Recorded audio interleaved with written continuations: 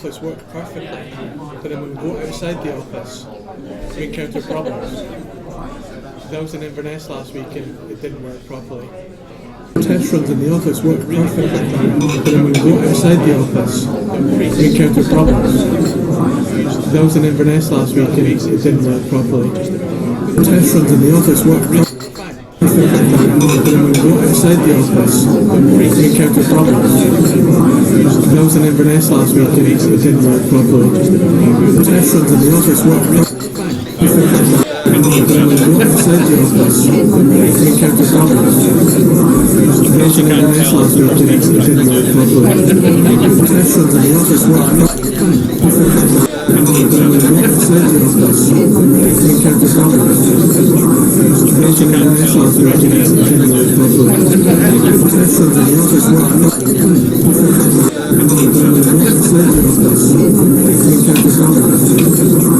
That was in Inverness last week and it didn't work properly. Test runs in the office worked perfectly, but then when we go outside the office, we encounter problems. That was in Inverness last week and it didn't work properly. Test runs in the office worked perfectly, but then when we go outside the office, we encounter problems. That was in Inverness last week and it didn't work properly. Test runs in the office worked perfectly, but then when we go outside the office, we encounter problems. That was in Inverness last week and it didn't work properly. Test runs in the office worked perfectly, but then when we go outside the office, we encounter problems. That was in Inverness last week and it didn't work properly. Test runs in the office worked perfectly. Welcome to those of you joining us by live stream. Sorry we're having some issues getting the audio connection from the PA system connected up to the stream. We're running off a microphone just now. We're hoping that's going to work okay. Do let us know how the audio is coming through. Some background noise at the moment because everyone's chattering and having lunch, but hopefully we'll get it working. We're running off a microphone just now. We're hoping that's going to work okay. Do let us know how the audio is coming through. Some background noise at the moment because everyone's chattering and having lunch, but hopefully we'll get it working. We're running well for you folks now. We're hoping that's going to work okay. Do let us know how the audio is coming through. Some background noise at the moment because everyone's chattering and having lunch, but hopefully we'll get it working. We're running well for you folks now. We're hoping that's going to work okay. Do let us know how the audio is coming through. Some background noise at the moment because everyone's chattering and having lunch, but hopefully we'll get it working. Just so you know, you're standing in front of the live stream broadcast. Just so you know, you're standing in front of the live stream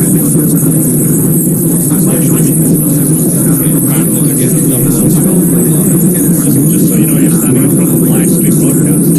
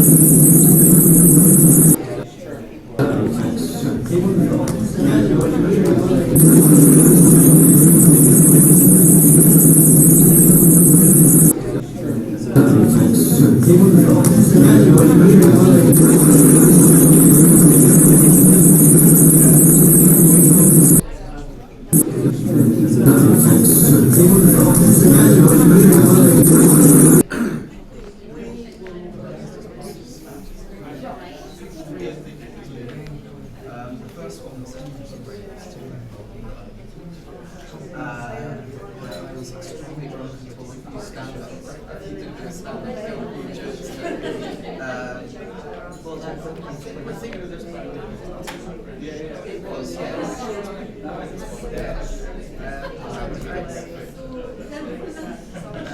Which was as soon as I got on my side, I was singing to myself connected. I've changed some audio settings. Please let me know if that's better. An easy song to sing. I thought would be a nice song. Excellent.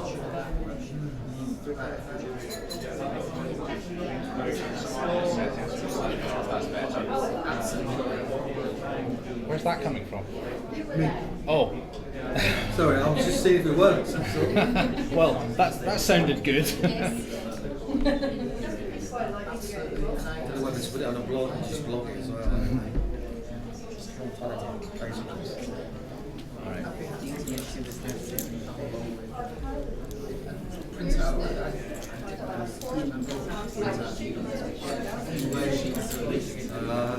don't know, I just found it. Let's just go with it. No, I didn't do it with it. The connection here isn't great. So if all of you start screaming the live stream, yeah, no, you're alright. It should be alright. It's more upload that's the problem, but eventually I'll get it. Go for it. Yeah. Please, by all means, tweet away. Do whatever you like. It's tweeted it several times. Yeah.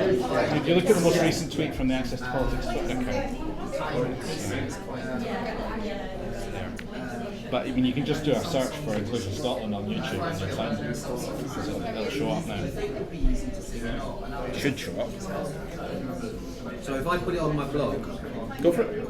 And then I can just share it. It won't put any more strain on No, that's fine. It's just more like what people are doing in here. If anyone starts broadcasting lots of data from here, it might impact the connection. It might reduce the stream.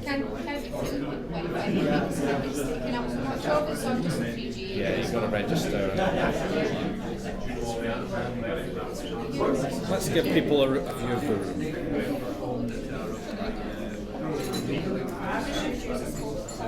All of the right hands.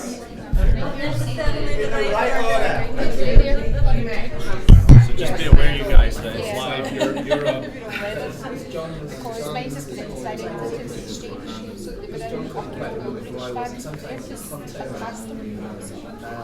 Come up to you, coming up to you out of the dressing room, completely out of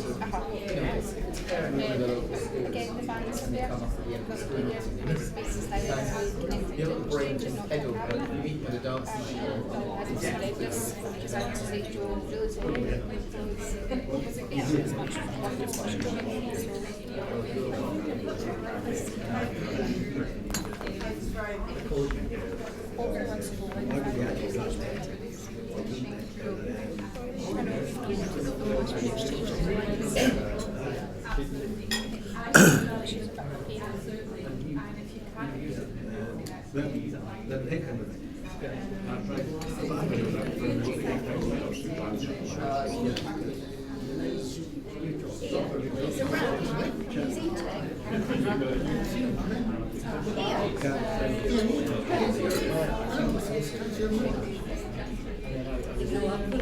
I was yes.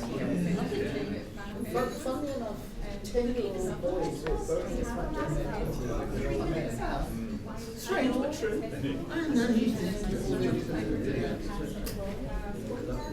Difference in things. I'm good. So what time is it?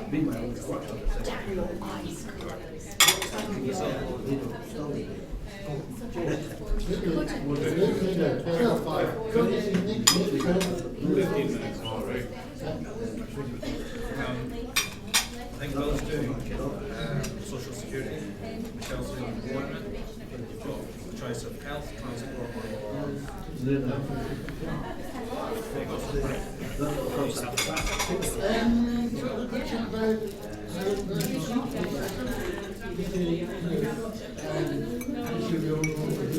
for the hustings bit. Yeah, we started having a chat earlier, but When it comes to the candidates on application, first thing we'll do is get them on to set the table. Once the actual question type, you'll be up in the top table, which, by the way, there isn't enough chairs. Instructions, so you fix that.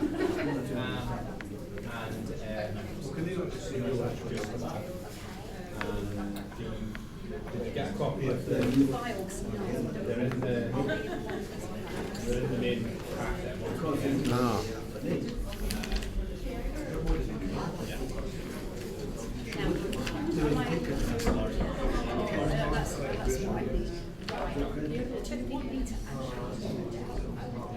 I don't think that's necessary. They've all got a copy of it. Just who they are, who they're representing. If they're a candidate, whether they're a candidate, that's a good point. Because we didn't put it in. Oh, now we're getting it wrong. Maybe before we start, when we're looking at candidate, we press the eye and ask them what constituency he stands for. I forget, I think it's Midlothian. We'll get him to tell you, and you can make a note. I'd like to be introduced by where they're standing. Yeah, so Marco is the current Minister for Local Government and Environment. That's right there. And he's standing in this election. Unfortunately, other candidates are available, so he's kind of extended. So the rest of them are all running. Mostly somewhere around one of the south of Scotland.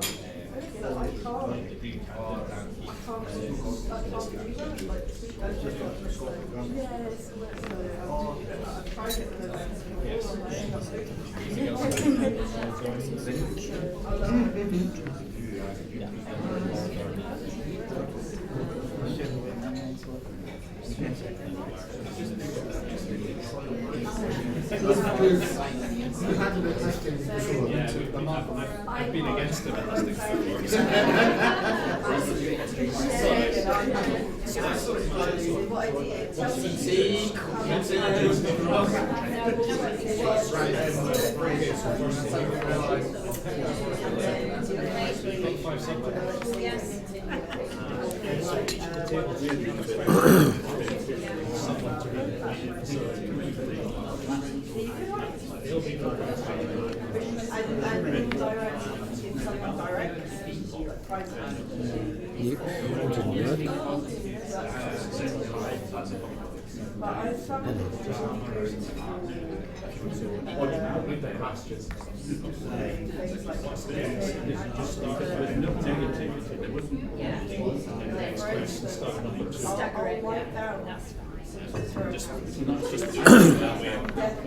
If we get through the first set of questions and just don't go well for time, what we'll have done is we'll send you over some other questions which you can chuck in as you see fit. So people might have suggested some secondary questions on the table, so we'll have a wee list of those over there. And leave it to your discretion. What I'm suggesting to the candidates is that the standard response time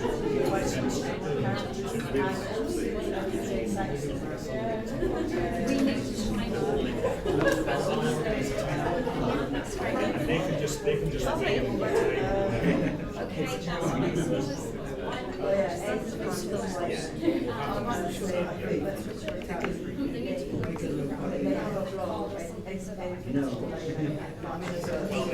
Just tell them to shut it. If any questions you think actually the council is necessary, feel free to say right, 1 minute, or yes, no. Or if conversely, leave it to you.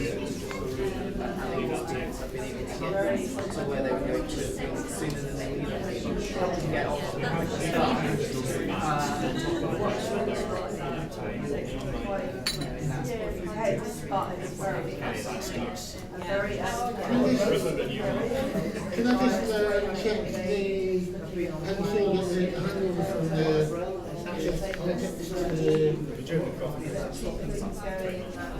Not really. We'll come back to the coffee break and do the if you want to kind of say that way we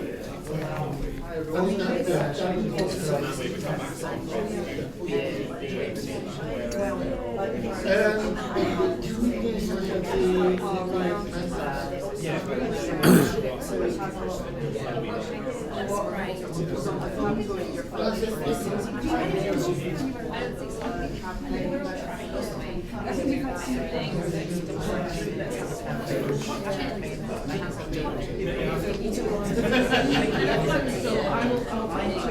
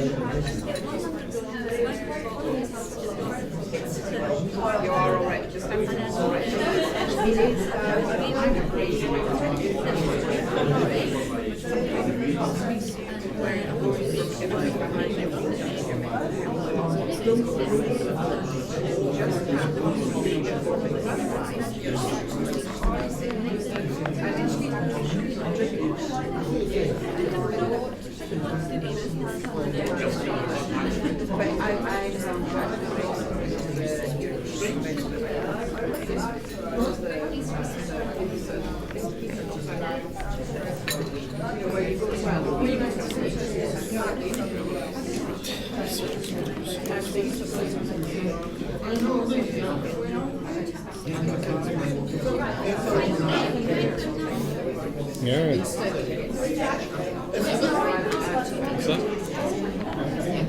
Bloody hell, you just made a remark about Russia being a corrupt place run by mafias, and now apparently I'm anti-Russian orthodox. Yesterday I put my foot out when I said what the Japanese did in World War II was horrific. I've been reported to the police for being anti-Shintoist.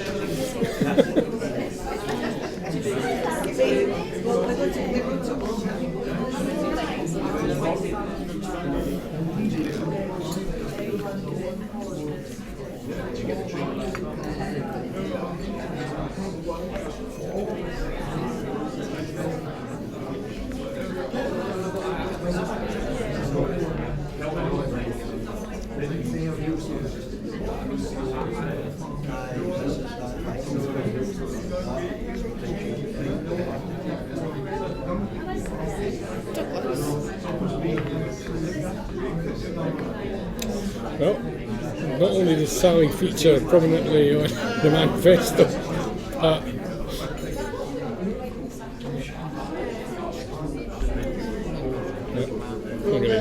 not going to do it.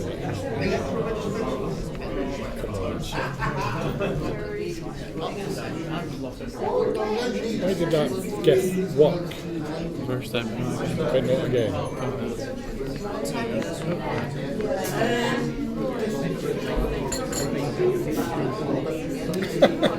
Yeah, I saw that Mirror Manifesto had her on it the other day. And then underneath there was a disclaimer saying these are some like general images.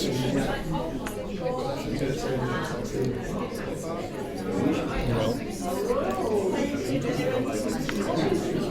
your salary would be thrown. Sally doesn't know yet. I don't think she does. Should I have mentioned it 2 or 3 days ago when I first noticed? Did you? I didn't mention it to her. Alright.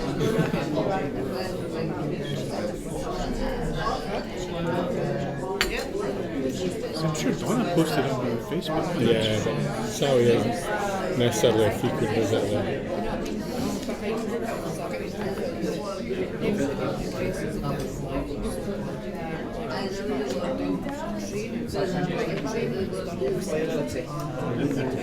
So you're going to put the live feed up on our Facebook page as well? But the link is there. I don't think you can live stream straight to No, Facebook. no, you can't. The link should be below that news article. That's it there. If you click on that, it should take you right through to YouTube. Sure, it's not reached a lot of people.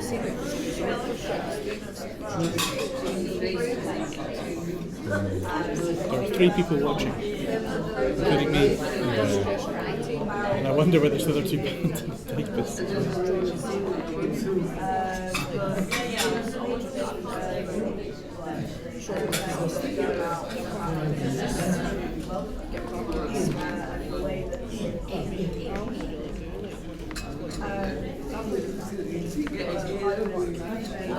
Probably get more readers on my page than you. This is the flip chart paper. I seem to have lost the flip chart paper. Not in your box there. Oh, it's over here. Oh, the text. You're the ticket person. Right, okay, I got these.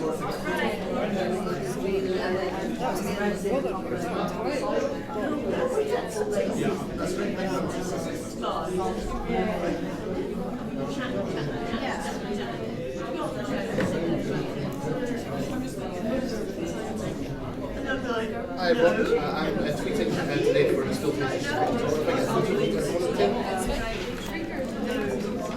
Glad to see it's a widescreen.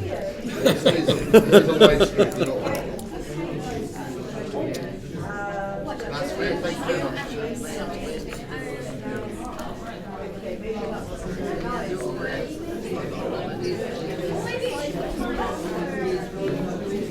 Yeah, you come through really clearly on the internet right now. It's good. Sorry? You're coming through really clearly on the internet. Am I? Yes, you are. Oh, right, okay. Yeah, unfortunately, I haven't got time to share the link to too many places.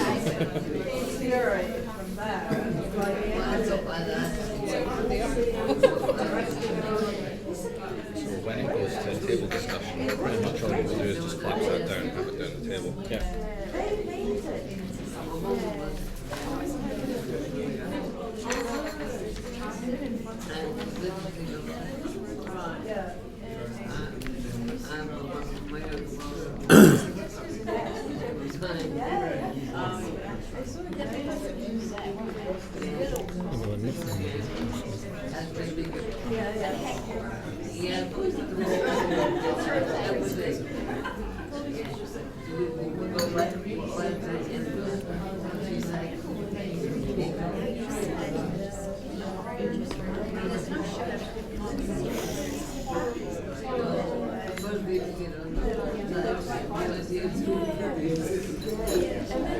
So have you come with an organisation, or have you come on your own, or? Just comments. Good journey? Yeah, we're straight in. What, train or motor or? Oh, right, okay, cool. Actually, isn't tables. That's part of the illusion. Because I actually Okay.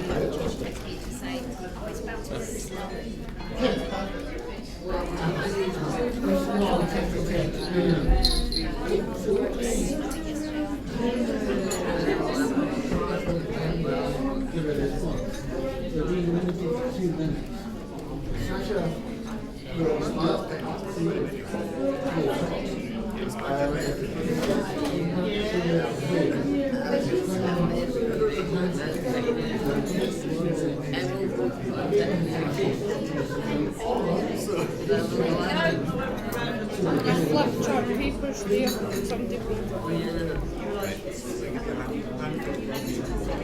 You're not a scribe yet, Bill, do you?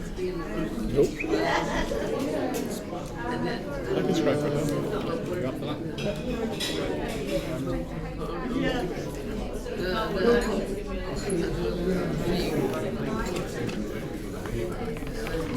Straight through. So you can accommodate the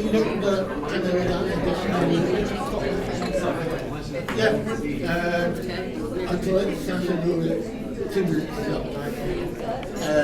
you don't take responsibility for something up, you just tell them something. But that's 5. There should be 6 chairs in total, 5 candidates.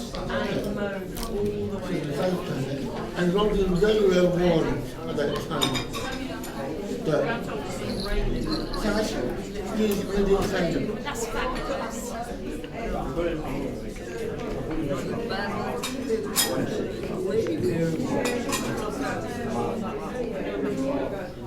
That's fabulous. Do you need fingerprints in here? Yeah, we got done a bit of paper. There's big ones here. That's not useful. Yeah, I do actually.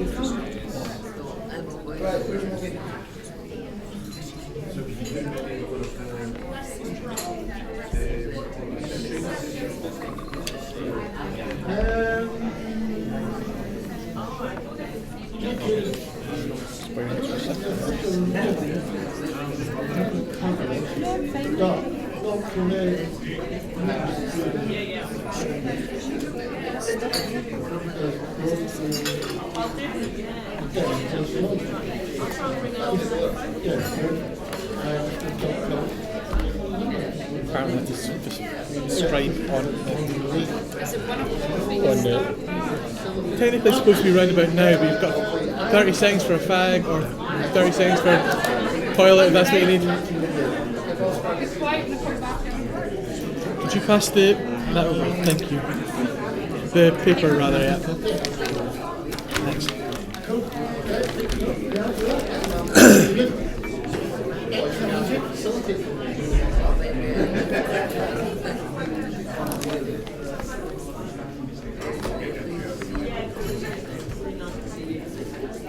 George, Matt's here.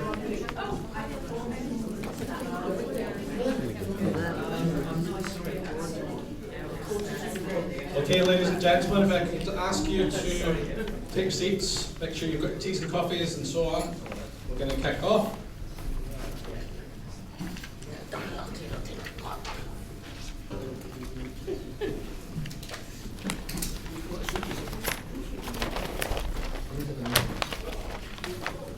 Thank you very much everyone for coming. My name is Phil Meyer. I'm the Projects Manager for Employability and Civic Participation at Inclusion Scotland. We're running this event in partnership with our good friends at Disability History Scotland, who will be kind of taking over the helm, so to speak, from about 2 o'clock for the question time part of the event. A couple of bits of housekeeping first of all. No fire drill is planned for today, so in the event of a fire alarm going off, then we will evacuate the building. The procedure is that the exits are just over here. The main evacuation route is just slightly to the right on the way out the doors.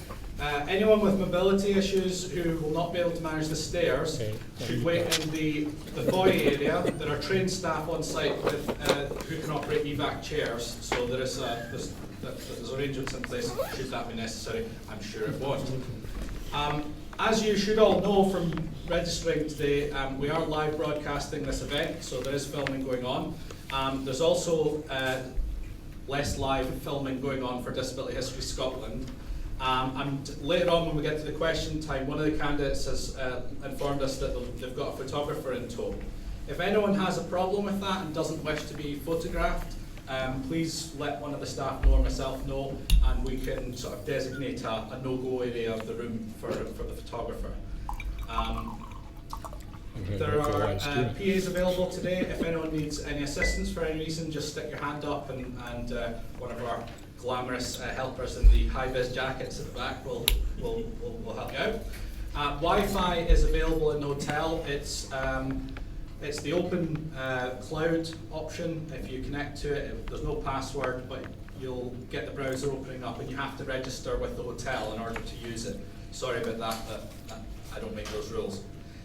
Because we are live broadcasting, if anyone's got any ideas about doing anything which involves sending out lots and lots of data to the internet, please don't, because it might cause problems with the stream, but normal internet use is fine. Please tweet away and what have you. Okay, that's enough of housekeeping. So I'm going to start off talking a little bit about the project that's brought us here today, and tell you a little bit about the Democratic Participation Fund. About 2 years ago now, Inclusion Scotland began a project placing disabled interns in the Scottish Parliament, working with MSPs. The idea behind this was to identify and address barriers to participation in that particular field, and to demonstrate to the politicians involved that making reasonable adjustments and being more inclusive of disabled people is maybe not as hard as they think, and is definitely worthwhile. Very, very successful project. We had 7 interns placed with MSPs, mostly in the Parliament, but a couple in constituency offices. All of the MSPs reported huge increases in their learning about making reasonable adjustments. All of the interns involved had a great time, learned an awful lot, all went on to positive journeys after. They all got jobs, or one of them went off to a PhD. Big success. We built on that this past year by placing another set of interns with the parties with the specific task of researching access barriers to party participation. Some of you may be in political parties, some of you may not, some of you might be thinking about it.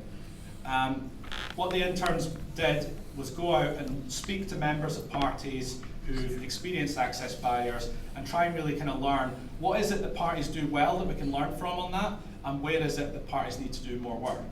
As part of that, quite a lot of pressure was put on the parties to become more accessible, as you would imagine.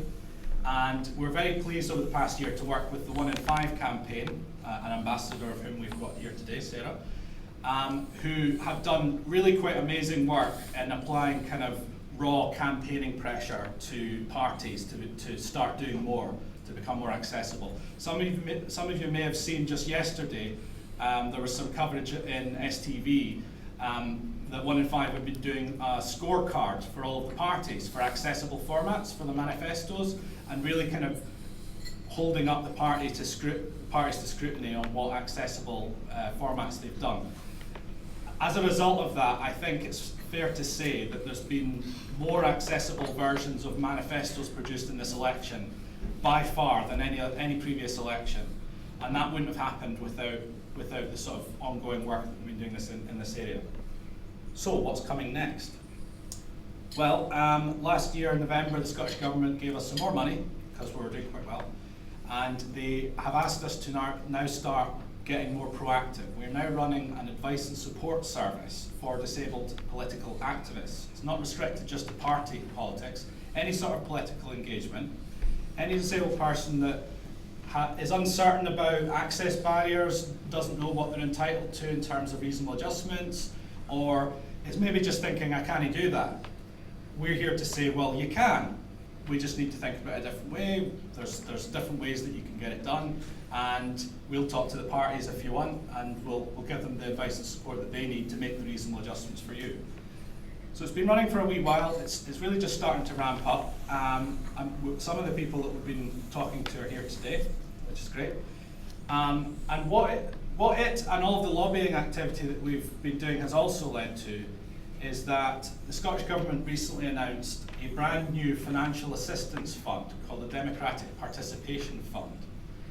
And what that is basically intended to be is sort of like Access to Work, but for political candidates for election.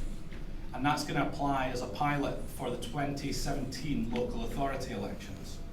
So any disabled person who wishes to stand for election next year for local council, who faces any sort of additional financial barrier or requires any reasonable adjustments that might cost money that they don't have and the party might not be able to afford or willing to afford, then the fund will be able to provide it.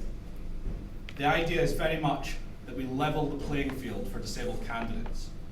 This has never been done in Scotland before. There was a pilot fund that ran at a UK level for the UK government, but it only covered Westminster elections. We don't think it was very well promoted up here, and no one actually used it in the last Westminster election.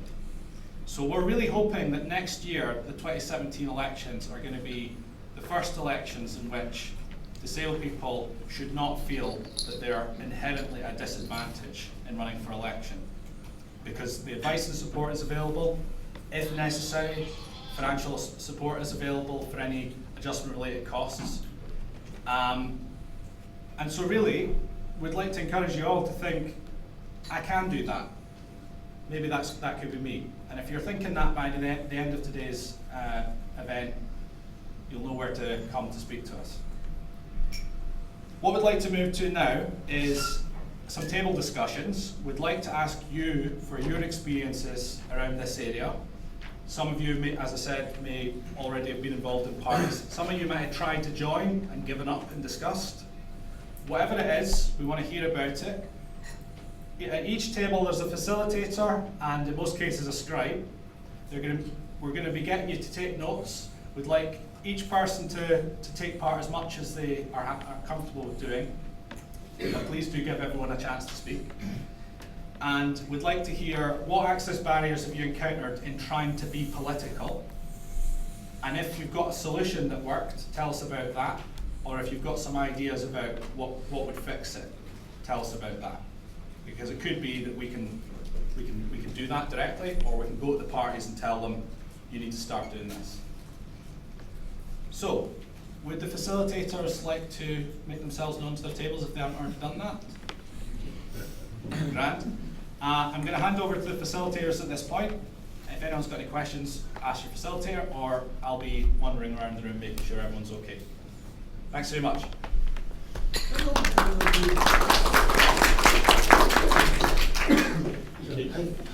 I'm Phil Scott from Inclusion Scotland, and I'm your facilitator. You're going to be at this table I just right want here. to just briefly introduce yourselves. I'm Director of Policy for Inclusion Scotland, so I do a lot of the work with MSPs and Scottish Government officials to try and improve policies which affect disabled people.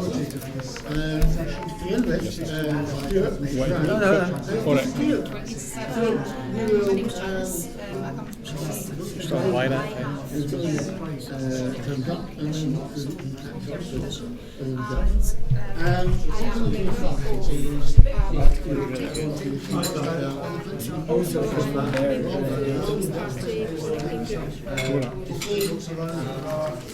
I'm Rosalind. I'm Janice. We're both from shops. We're also part of basically echo exactly what Janice said. I'm part of a political party. I suffer from chronic pain condition.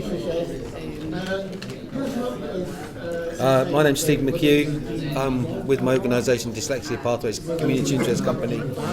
I guess I'm just here to find out what's going on and maybe to try and disseminate information to other dyslexics, people with neurodifference or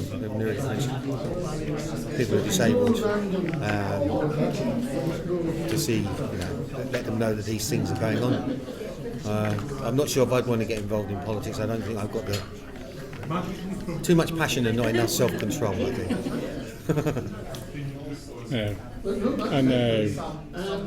I have been actively involved in politics in the past, but of course during this election I'm strictly neutral as a representative of Inclusion Scotland.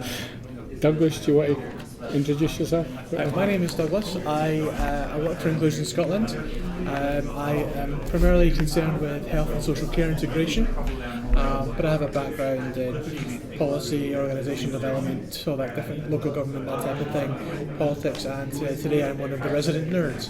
So I shall let you all, and I shall be scribing and occasionally jumping in with questions if anybody actually gives them across the internet. So currently this table is the one that's being live streamed.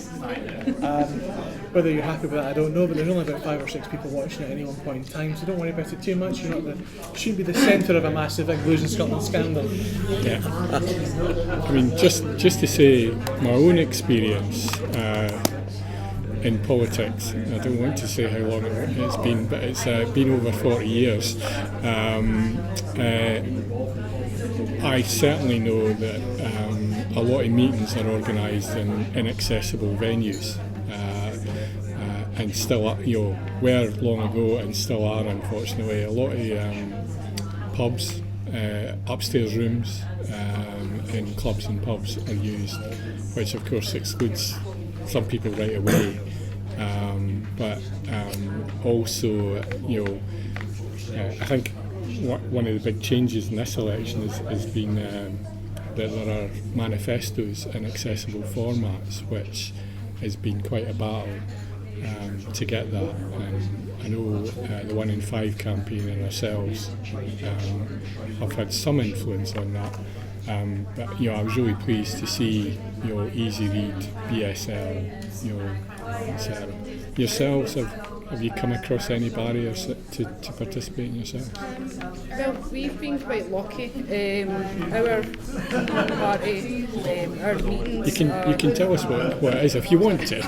Well, we're part of the SNP in the Shorts area, and we are our venue that we use is accessible. We have quite a few members that are disabled in all manners of ways. I mean, we've got unfortunately one of our friends couldn't make it today, but she's partially sighted and she's got a guide dog, and we've been quite lucky in that respect. The venue that we use is very, very accessible for all of us. We have wheelchair users as well who come to the meetings, and we have people with all manners of disabilities who are there as well.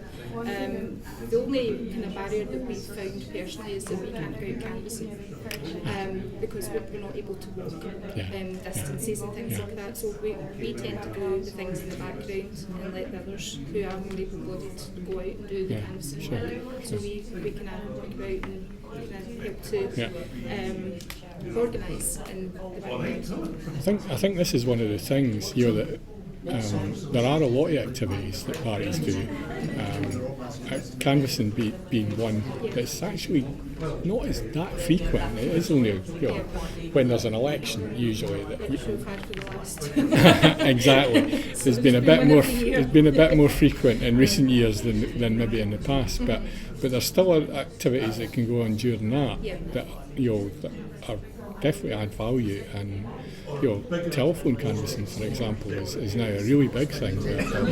So there's ways you could involve people, because I'm sure there are people who are physically not impaired who might have other impairments, we would be quite happy to do the leaflet delivery and stuff like that. So We have it organised and we've got teams that do certain things, and there's no pressure put on anyone to do anything that they don't want to do, but they're welcome to be included, and we actively encourage people to be included. And I think the majority of our members are all quite happy with their input into I think it does make a difference when there's maybe a prominent or several activists who've got impairments, because I know an old friend who was active in the Labour Party through in Stirling.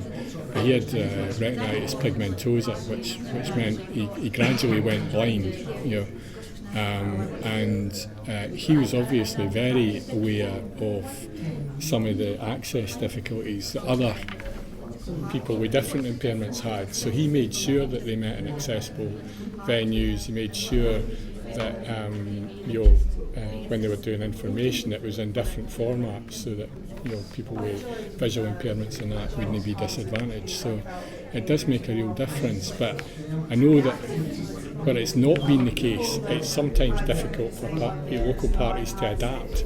In other words, they've not had a disabled person maybe active, and then one of them joins, and they've just not been sure what to do. And I think there is, if you just ask sometimes, that would do the job. Yeah. Any problems ever? Accessing councillors or MSPs or MPs, because again we're aware of sometimes difficulties that people have faced just getting into the offices of MSPs and MPs because their premises are inaccessible. Ours come out to us, and they regularly attend our meetings and things as well. Our counsellors are always available. It doesn't matter what time of day or night it is, it makes them It does makes it in different, like phone calls, emails, very accessible for anybody really. And they'll go out to people's homes if they want to visit. And our MSP and their MP, again, very accessible. They're more than happy to go out and see people. Stephen, have you ever come across any difficulties? I just wonder how much disability awareness training politicians have. That's a good point, because none that I'm aware of. And I did work in the Parliament for 4 years, and certainly during the time I was there, our MSPs were never offered that sort of training. They do about an hour's equality training, which covers gender, sexuality, disability. But I think that's not enough. Really. I also think that it's like trying to jump Beecher's Brook. The gap between people and politician is rather large. You are right that generally the offices are stuck away somewhere. They are difficult. It's good that the guy comes out to see you, but how many people can a man go and physically, or a politician physically go and see who's a disabled person? I don't know. It needs to be more to bring the politician closer and nearer to where the people are. Yeah. I mean, one thing I would say for the Scottish Parliament is I think it is much more open and accessible. But the actual building and the MSPs tend to make themselves more available to people that come to see them at the Parliament as well, which of course is easier for folk in the Central Belt than it is for folk maybe in the Highlands or in the borders. But the problem with accessing Holyrood for myself, for me to attend the chronic pain meetings, I need to get either a lift or a taxi. And now if it's a taxi, it's a large expense, which isn't covered. Sure. And for me to be able to attend those meetings to give my input things, so I tend to try and get a lift. Can I make a suggestion? Join ourselves. Right. Join Inclusion Scotland and ask if you could attend a chronic pain group on our behalf, and then we could maybe meet that expense, because we've got not a huge amount, but we've got a certain amount of funding for volunteers' expenses itself. And well, we're trying to revive groups. We used to have groups called Contact 100, where the idea was originally we would have 100 disabled people who could contact at short notice on various issues, who could give us sort of rapid response if an issue came up, transport, social security, something like that. But we also wanted their expertise, but also to try and widen the influence that we could exert, because we've had an expanding tax staff team, but it's not big enough to cover everything. So chronic pain's one of the groups that we would like to have some sort of representation on, which we're stretched. We've just never been able to get along, and there's a number of groups like that where I think would like to have that sort of presence. So if you've got our contact details, email the organisation, and I'll make sure we get back to you and see what we can do in that, because I think it would be really useful for us to have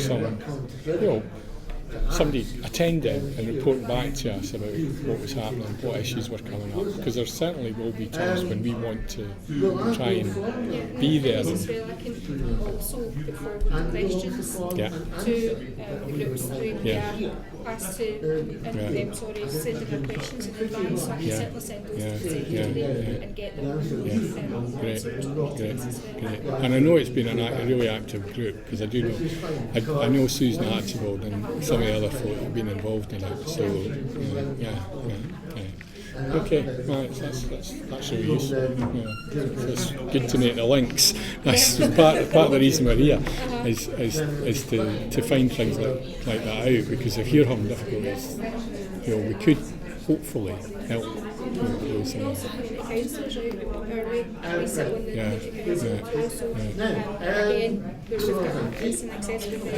often does the cross-party group meet? About once a quarter?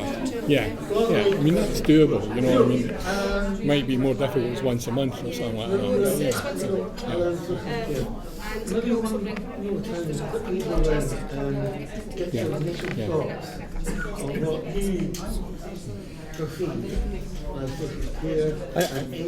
I know the referendum, that a lot of young people came out to vote. Do we know what percentage of disabled young people came out to vote? A very high percentage. I can't say, because the turnout was very high generally. It must have included quite a high percentage of disabled people, and a lot of disabled people who had never voted for the first time, but not just young disabled people. That's one of the reasons I can't be absolutely sure it was all young disabled people voting for the first time, because there was a big drive to get people registered who never voted before, and that meant some disabled people in their 40s and 50s were voting for the first time. Which is sad in a lot of ways, but it's really, really good that they were registered and did get to vote. But you're right. We went up to Inverness very shortly after the referendum, about a month after it, and about 8 young people from a local college for learning disabled youngsters came, and all of them had voted for the first time, every single one of them, and in fact the college had registered every 16, 17-year-old they had, and all of them had voted, and again, all the statistics that we know about is that if you vote for the first time when you're young, you're more likely to vote in future elections, because that when people, obviously up until that referendum, first votes at 18, but you might actually have to wait until you're 22, depending on when your birthday falls and when the election falls in that year.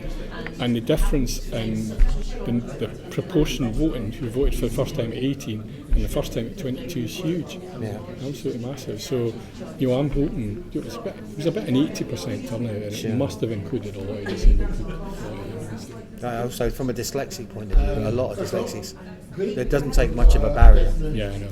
And I mean, the number of barriers are there. There's a particular kind of etiquette. There's a particular kind of very, very wordy, very kind of they're very well educated. And I failed at school and not done very well. And, so despite being very, generally quite intelligent, they don't see politics as a career. So I think participation is fine, but it's only happening really at a kind of grassroots level, and I don't see much evidence of it shifting further up the scale. You talked about Susan. You know, Susan's been an activist for many years, and she seems to be, from my perspective, in a position where she, either through choice, I don't know, but she seems to be in a position where she's an activist and she gets in there and she does what she does, and she does it very well. But I don't know if she's got any ambitions to go further up the tree in terms of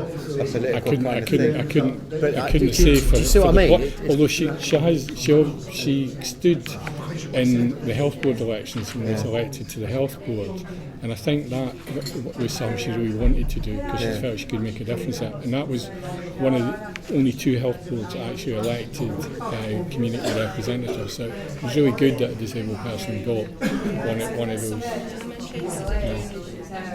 Well, I think that's something we need to talk more about is how do we get that sort of participation level as well, because there's all manners of places where people could represent the communities of interest that they belong to. There's as well with regards to the health board, just the consultations, but the public has said, with regards to the CIC, the public said we want to continue that service, and the NHS largely withdrew it, and then there was opposition as well against the out-of-hours changes. They still went ahead and did it, so they're having public consultations. They're not genuine consultations because they're not meaningful, because they've made the decision already, and they're then coming to you and say, this is what we intend to do. Do you approve or not? No, we don't, but we're still doing it. You know, it's no use. That's not a consultation. Okay. Thanks very much, everyone. It seems like there's been some really great discussion going on there. I've seen some really good notes. I've heard lots of good ideas, things like buddying and just basic awareness raising. I've asked one of our participants, Sarah, to come up and give a feedback, one particular point which I've heard her make before, which I think nicely kind of caps this, because what we've mostly been focusing on here today is what can parties do now to get us in, to get us involved. Sarah's got a comment to make about what comes after that and a bigger, longer term goal for us to think about. So Sarah, thank you. Hi, I'm one of the 1 in 5 ambassadors. I'm part of the Greens, and I've spoken about both of the schemes on TV and international and various other places. One of the questions that I was asked in the BBC, which I think Phil's wanted me to talk about, was how do we make sure that we've opened up all the avenues and the channels and the help that can be put into us as individuals, but what do we do with that?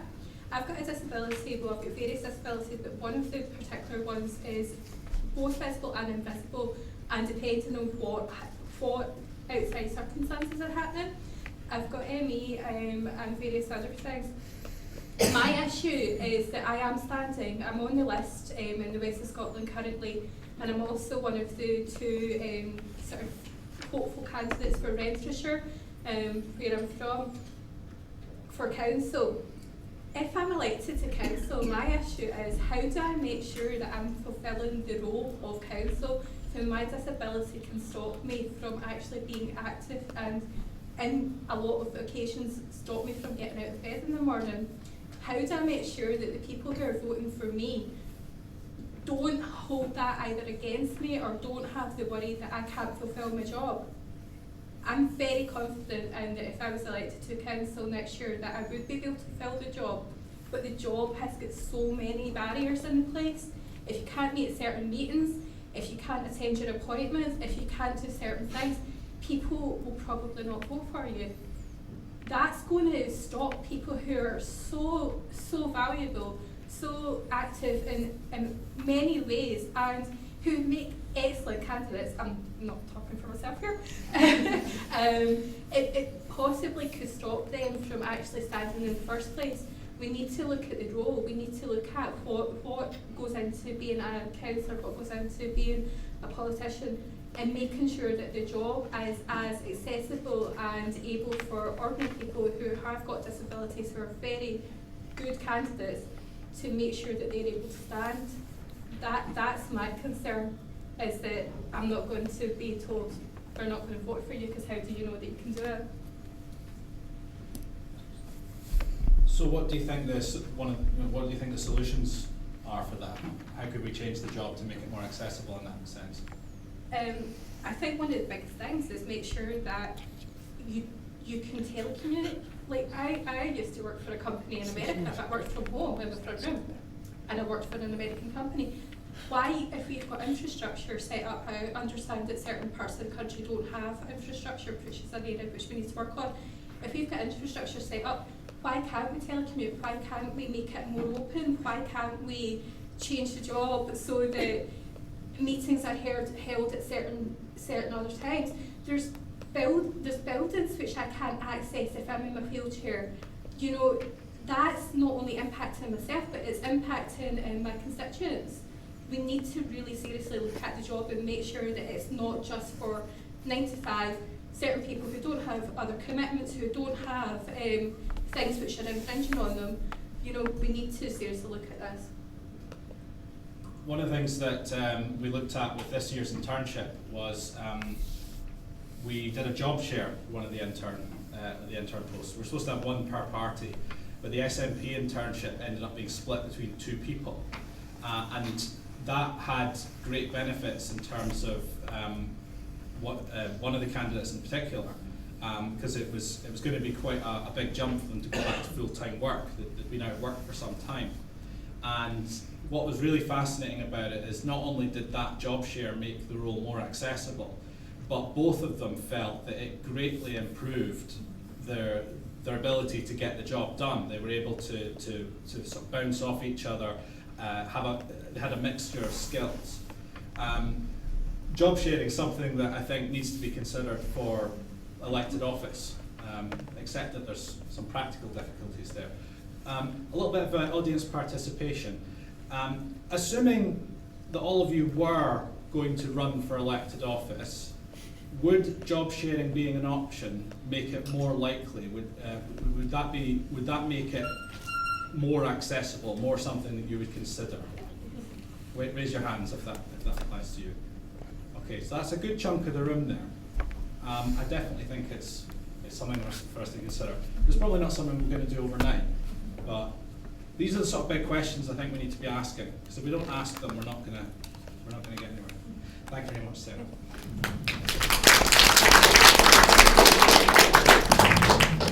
Okay, we're going to move to another session of table discussion now, and this is where you get a chance to talk about the questions that you want to ask of party political candidates in this election. I don't think that everybody knows what the tables. I'll run through it. Yeah. So what we did in advance of the event was we came up with 5 suggested subjects. Now, if everyone at a table thinks I don't want to talk about that and actually we want to talk about something else, as long as it's not one of the subjects we've already got, that's fine. It's up to you what questions you want to ask. But we thought it was useful to suggest 5 subject areas. If each table comes up with a question within that area, we get a good range of questions for the hustings. So the tables all have labels on them. Social security at the front here, social care at the other table in the front, but transport in the middle, employability up the back on my left, and health up the back on the right. So unless you've got any major problems with your subject, that's the sort of general area that we're looking for discussion on. What are the issues you think political parties need to be thinking about? What questions would you like to ask? And we'd also like you to think about what would you want to hear as the answer? What do you think the answer to the question should be? If it was you running for office, what would you say? Because what we're going to do is when we ask the questions later, we're going to hear from the candidates, see what answers they come up with, and then we'll do a wee comparison with what you guys think. Is everyone clear on how that's going to work? So what we're looking for is an agreement on your one main question that you want to ask from your table, and maybe a second question. We don't know how we're going to do for time. If we can get around them all, get the second questions in, we will. And make sure those are written down, make sure the facilitator's got them as you want them. And then we'll feed those in. And if anyone has any other individual suggestions, write them down on a piece of paper and hand them to myself or to Sasha or to George, And if there's an opportunity to chuck them into the mix, we'll try. But we have to keep things quite organised so that everyone has a chance to participate. All right. Thanks very much. Here you go. So we jumped ahead.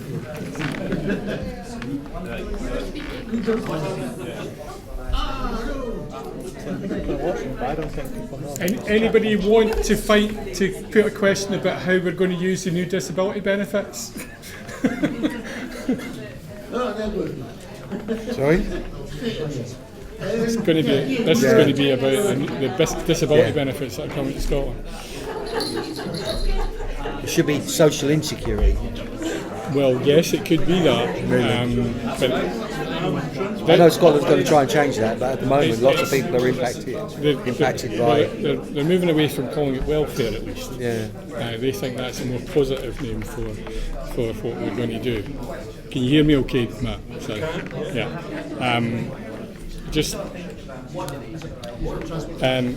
So we're going to try and set a question on social security, but that would involve, at the moment, council tax benefit and the Scottish Welfare Fund, but also the benefits we're getting devolved next April, which are DLA, PIP, attendance allowance, carers allowance, winter fuel payments, and some funeral grants, etc.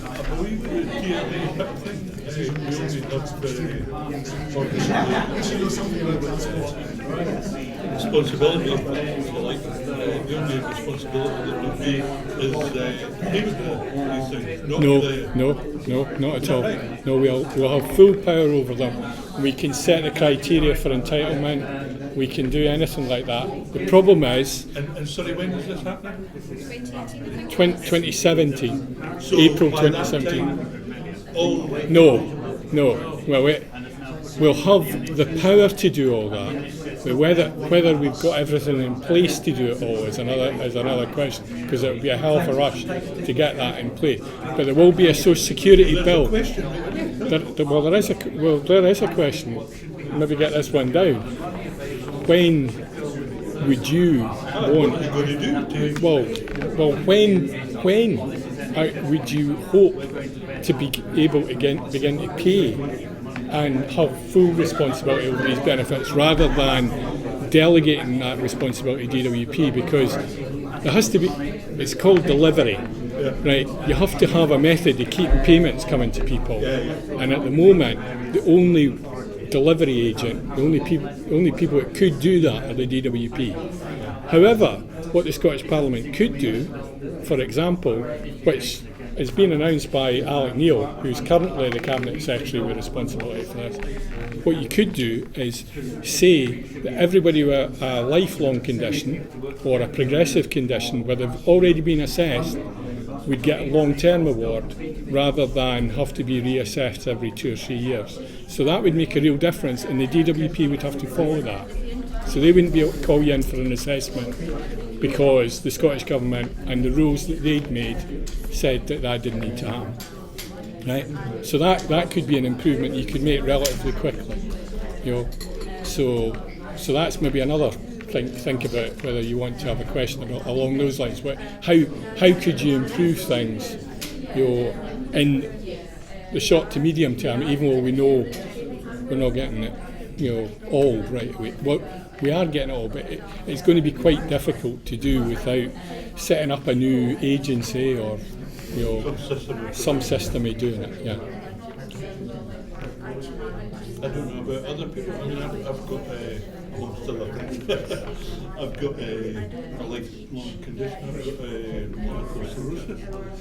Didn't even get over it. It actually gets progressively worse as the year goes on.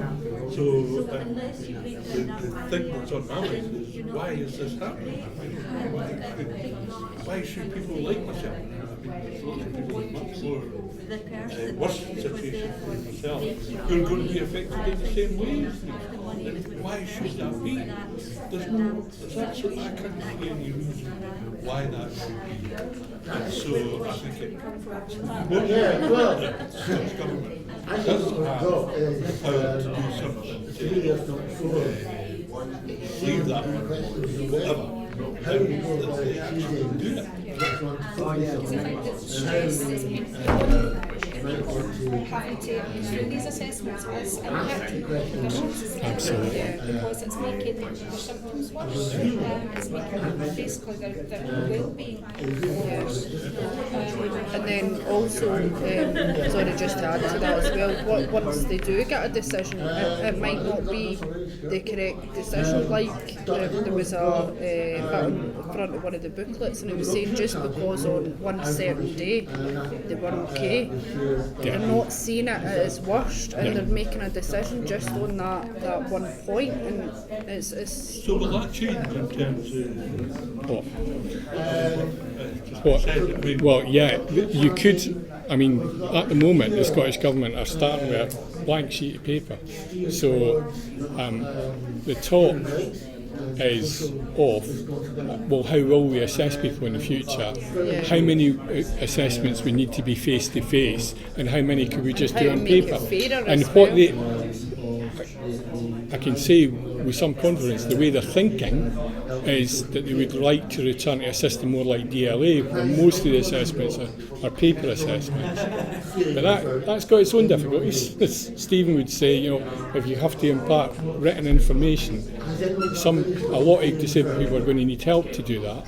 But that's no different with PEP, because you know. Exactly. Like citizens' advice, they're very, very good. They could possibly work alongside. But they're also talking about whether it would still maybe be a points-based system, or a points-based system maybe underpinned with something like DLA, where even if you didn't fulfil out anything else, as long as you could show you that a substantial need for care, that got you, and for attendance-wise, you could still get the benefit. You know, you didn't need to actually score all these points. As long as you could show one thing, you got it. Would there be a way that they could converse, like for instance, with the different, like the doctors that are actually seeing you on a day-to-day basis? Again, there's talk of like if folk were okay about it, opening up medical records so that maybe even welfare rights officers could get access to them, and you know, on your behalf, and include that information with a claim, you know, rather than what's happening at the moment, which is you put in the claim and then they say you need more medical evidence, and you go to a doctor and you get told, oh well, yeah, you can have it for 80 or 90 quid. Yeah. See, that's the problem. I mean, I know one of the ways that they're getting around that is they can access, like you're allowed to access your medical records from the doctors. You can basically get a printout, and that should be free. But some people are still coming up against barriers with even that as well.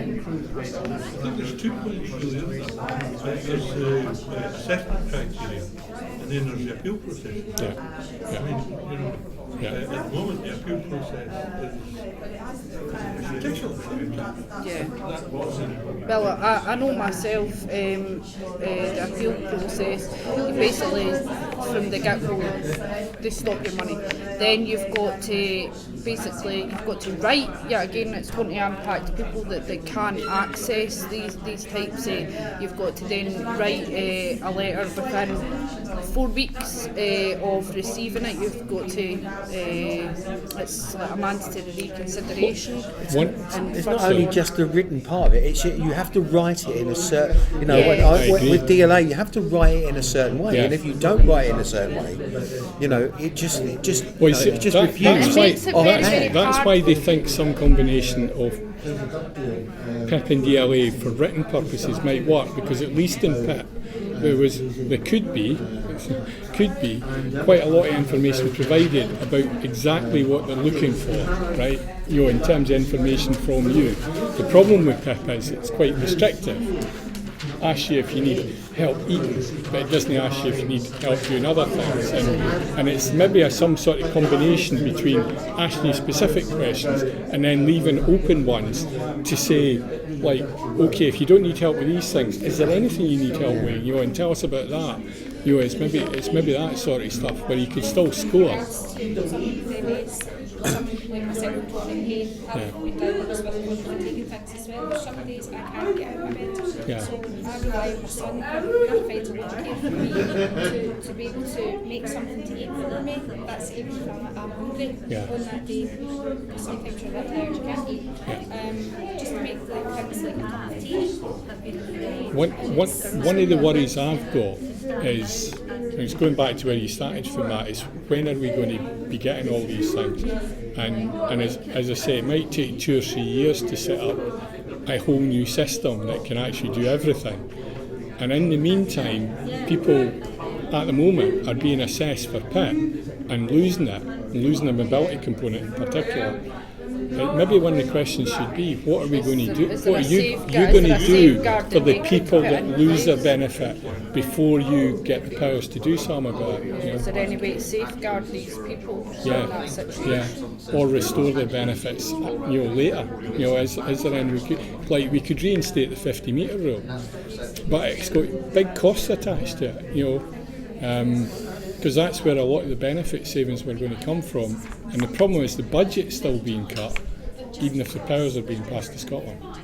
We're not getting a ring-fenced budget. We're getting what's left after all the reassessments. So, is there any DWP people here? Why, you could string them up against the wall. We're just even the 50-metre rule is because on a good time I can do 50 metres. But you can't do it safely and repeatedly, Matt. I've seen you walk. But you know what I'm saying?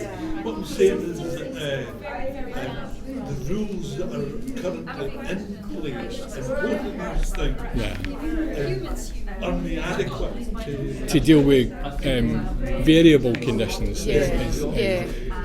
But the variable conditions thing, you know, and I know it. You have to tell them not just what you like your best day, but what you like your worst day. But that's it. You take yourself off. How am I well? That's the worst thing you can do. I know. You get yourself ill. Stress involved in that. It's very stressful at the best of times without having to jump through hoops, basically, to try and get these things filled out. I mean, I know. But one of the other areas where it's really, really bad is like mental health issues, because again, they're very variable, and also it's much harder to define how they prevent you taking part in society, but they do.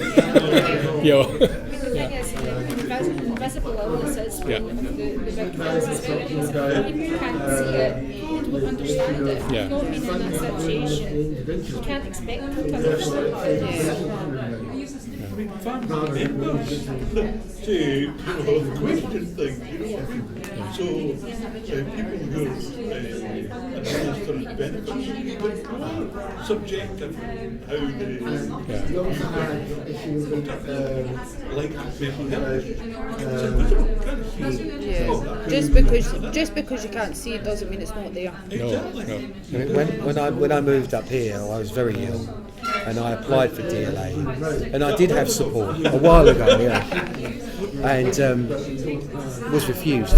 But the whole process was so long and so stressful. Even though I was getting support, I just couldn't do it all again. I couldn't even do it all again. See, that's the problem as well. I mean, like, even though there is organisations out there to help people fill in the forms and all the rest of it, it's still, even getting them to go, for instance, into like a citizen's advice, it's a very, very gruelling task. I mean, these forms are a good 2 hours long to get filled out sometimes. With the mental health issue that I had when I came up here, I was living half a day at a time, on the border of suicide, so, I was broken mentally, so, it's just, I just think it's, I want to make a point about the points thing, because I work in HE and I assess dyslexic students, higher education, and I'm a dyslexia and inclusion specialist, and I work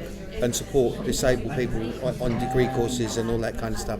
And we don't actually use any points at all. We have an interview process, and we work out together what evidence of need there is, and then we try and fulfil that need. Now, it might be that for some people, it might be that there is always going to be some that are not going to get everything, but at least you're going on evidence of need. You're talking to a person, and you're getting their version of it, and you're making an assessment based on the evidence that you're getting.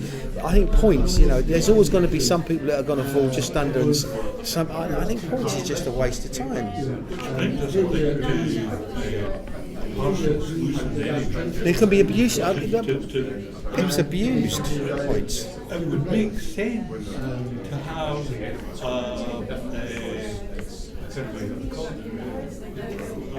minimum income or whatever it is. Yeah. But you didn't have to say, well, I want this and I want this and I need this. But the only way it could be introduced is we had all the social security benefits that currently exist. That doesn't mean to say that's something that's needed. It doesn't mean to say it's not something that's needed, but it's not something they could do. Yeah, it says income or minimum income. Yeah.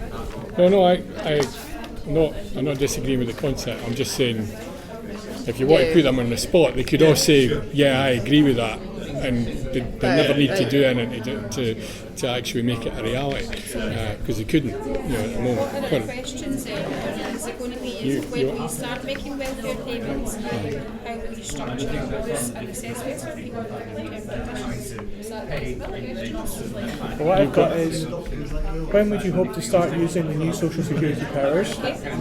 Would you work to ensure that the new assessment processes are fair and accurate? And finally, disabled people with conditions that have variable symptoms are penalised by the assessment process that values immediate, visible and clear symptoms. Will you change this in the new system? The problem with the second one is everybody will answer yes. That's all you need to do. That's the problem. Yeah, of course it'll be fairer. Explain how it is. No, exactly. They're going to say yes, but it'll take a long time to say it. But you're not going to get anything valuable out of it. There was actually one which was, what are you going to do to either protect or reinstate the benefit? Protect or reinstate the benefits of those who lose them before we get everything in place. In the transition period and before it, actually, because all the evidence is, Matt, that we're going to lose about £300 or £400 million of the benefits that the Smith Commission promised us. At the time of Smith Commission, the benefits were worth £2.6 billion, right? £2,600 million. By the time we get them, they're going to be worth £2.2 billion, £2,200 million. So we're going to have lost about £400 million from PIP, DLA, etc. So, what are you going to do for the people that have lost that money? It's not just the Scottish government that's lost the money. Again, you're looking at it. It's going to cost the country this much money, but how much will it save? How many disabled people could become an entrepreneur and make some money for the country? Yeah. How many people could get into work and become a taxpayer? Yeah. It's not only. But there is so much focus on this is going to cost the country this much money, but it's not. I think what is it actually going to do for these people? And in terms of your health, everybody knows as well that if you're stuck in the house with nothing to do and no hope, you're going to be much. If you suffer from chronic pain, you're going to be in more pain. If you've got MS, you're going to become much worse. Than if you've got the ability to take part in society, which is what the money gives you the ability to do. What I tend to do is I focus on what I can do so recently I've started working as well, so I'm doing it as work. I'm still in ESA through the routes to work, so I'm doing that. Right. What do you want to hear back from them about to the question? From them, we want to hear that it is going to be more fairer, that people going to set people with long-term conditions questions maybe getting dragged in. Well, maybe the way to do it, right, instead of asking them, are you going to make it fairer? Ask them how they're going to make it fairer. What way that you've would got work to do it there. to make How are you going? Don't make it a detailed quiz. How are you going to make the social security system fairer? Don't just tell us you're going to treat people with dignity and respect. Everybody says that. How practically would you want to make the system fair? Then they could come back and say we're going to make the assessments fairer by doing X, Y, and Z or whatever. Yeah. I'm going to go back to dyslexia because that's what I know. Okay, is that 50% of the people in prison are dyslexic. Yeah. 35% of entrepreneurs are dyslexic. The young people that are in prison are there because the education system's let them down and failed them completely. And each one of those young people cost this country upwards of £40,000 a year to keep them in prison. So if we were to make schools more dyslexia friendly, we could end up with less people, hopefully, in our prisons failed, and we could end up. So we were, a goal would be. Where do we need to set a goal with? You're getting back to 35%.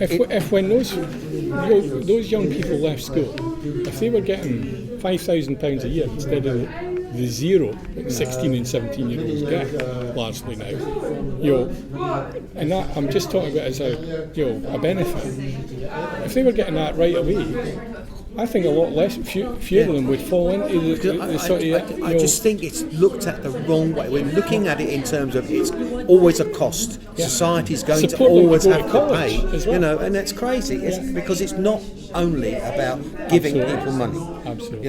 It's all about giving people money and making them more inclusive in society, so that people can go out to work and earn a living and pay taxes. You're right. It reduces cost in the justice system. It reduces cost in the health system. So you a more inclusive society is actually cheaper. And what it actually does for the people as well, I mean, them personally, the way it helps them in ways that is more. That's why I like the idea of calling it a citizen's income, because everybody's a citizen and should be treated as one. And if we thought of each other in that way, we would have a more inclusive community.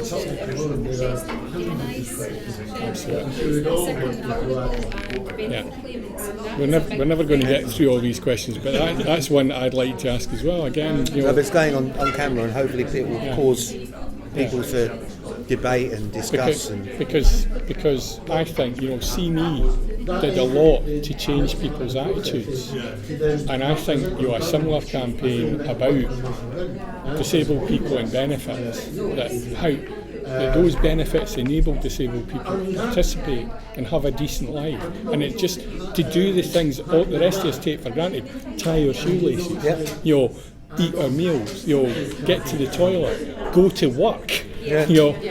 Etc. If you had a campaign that said this is what benefits do, then folk would begin to say, well, of course we want better benefits, because everybody should be able to do the basic things everybody else takes for granted. What? People are like-minded to you. No, I'm not actually, but I'm assuming that positive publicity over time can have an effect. You look at zero tolerance, where it started in the mid-90s to now, and the attitudes towards women and violence in society have changed It's been pointed out dramatically. to me that I forgot to make one of the housekeeping announcements at the start, which is if anyone feels the need to get out of the room just to have a wee bit of quiet space, we do have a wee quiet space just through that door there and on the immediate right. So if anyone just needs to get away for a minute, for whatever reason, it's just through that door on the right. Okay, thank you. It's the same with seatbelts. When they were introduced in the mid-70s, everybody wearing them. Have some water, would you like some? No, I'm not going to wear them. Same with drink driving. It's all these things. You can gradually over time change people's attitudes. If you concentrate on it. The problem is, what we've had for the last 10, 15 years is the opposite drip effect.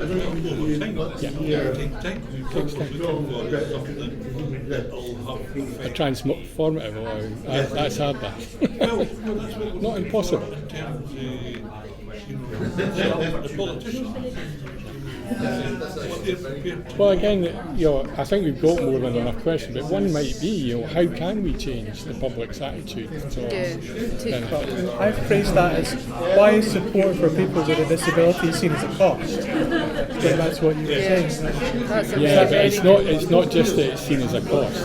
It's more a drain, a drain, and a scoundrels. They're not really disabled at all.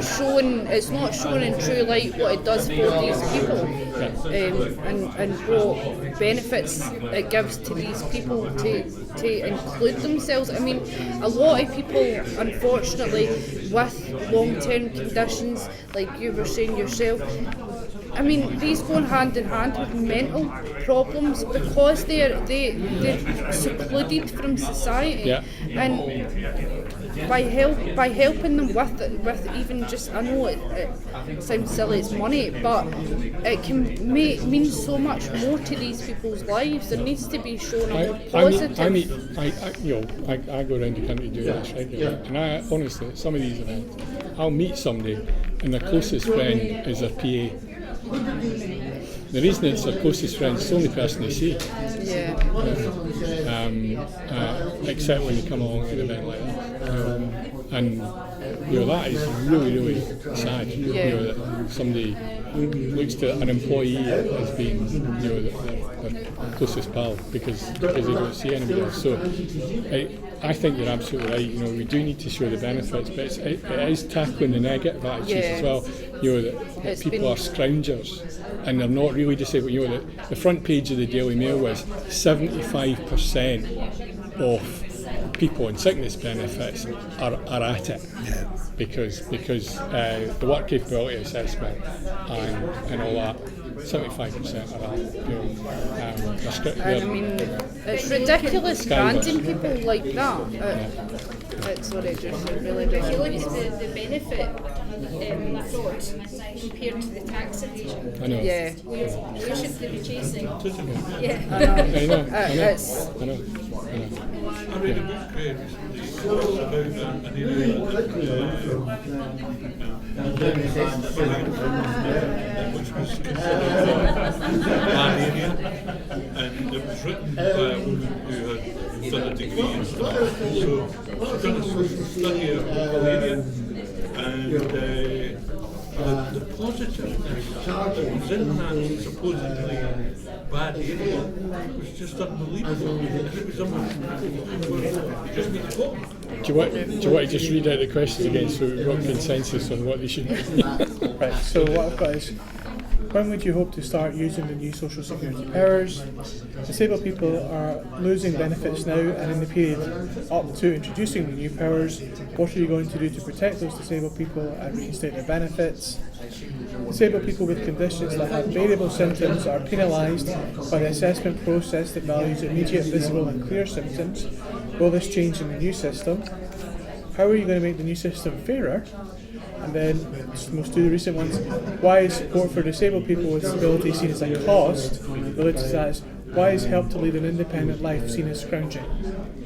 We got to condense that into one question. No, but you maybe need to prioritise a couple of them to be the ones that you really want to do. So you pick, not me, you pick. You four. I think the one about what we would do during the transition period is important. I think the cost thing that you mentioned. Because disabled people do make positive contributions to our society, and it's time. Not seen, it's not talked about. So my main question would be, how are you going to change public attitudes which sees disabled people as a drain, as a cost, when disabled people clearly do that? That would be my personal question. How are we going to change public attitudes that see disabled people as a drain and a cost? We try, but the problem is, for a campaign of the sort of scale we're talking about with See Me or Zero Tolerance, you need hundreds of thousands of pounds to spend just on publicity, and that would be our entire budget for everything, all the staff, a lot, and we wouldn't get it. At the moment we've not got that money, but, so a campaign would have to be set up just to do that, or See Me would have to be adapted to do that, or something. I think they should. I think it would be money well spent, but it's been, because you can get public service adverts on cheaper on TV than normal TV adverts, so you could do some of that. And as I say, social media is great, but getting it on in the middle of a not programme. Always accessible. It's not always accessible for everybody, unfortunately. That's getting on to TV, to prime time TV, to a popular programme, and you reach millions. If you see it in the middle of the Scottish Cup final, you're reaching. Social media is a click, and it's a lot of men at least. And you only reach the people that are going to be interested. And what it really is hearts and minds. We've got to change hearts and sorry, Bill. No, I agree. Shut up. No, it's fine.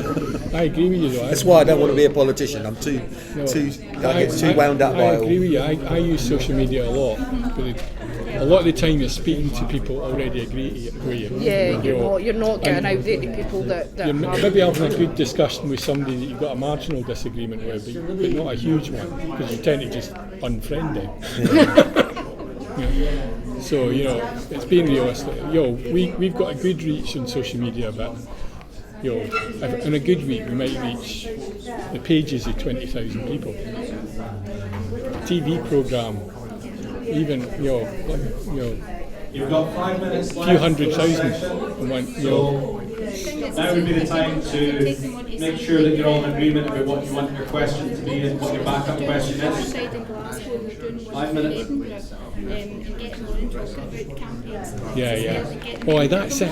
It's when you get to that stage where you start generating news coverage off the campaign. You're getting free publicity all the time. Then you can get in the press now. So but I think it needs to be dedicated. It probably needs to get dedicated. It needs to show more of the positive than the negative side of it. Yeah, that's it. You could. I think we've talked about that, and that's. If there's campaign material, print it out and take it to other events as well. The parliamentary intern scheme that we ran, we've used that to generate a lot of quite positive publicity about what potential.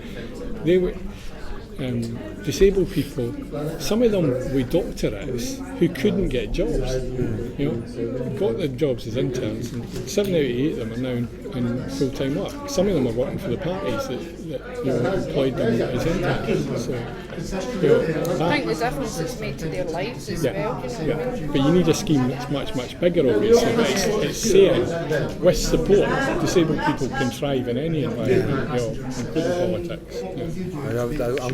I also have concerns about things. I talk about models because I did inclusion way back in 1985, something like that, when I got involved in inclusion.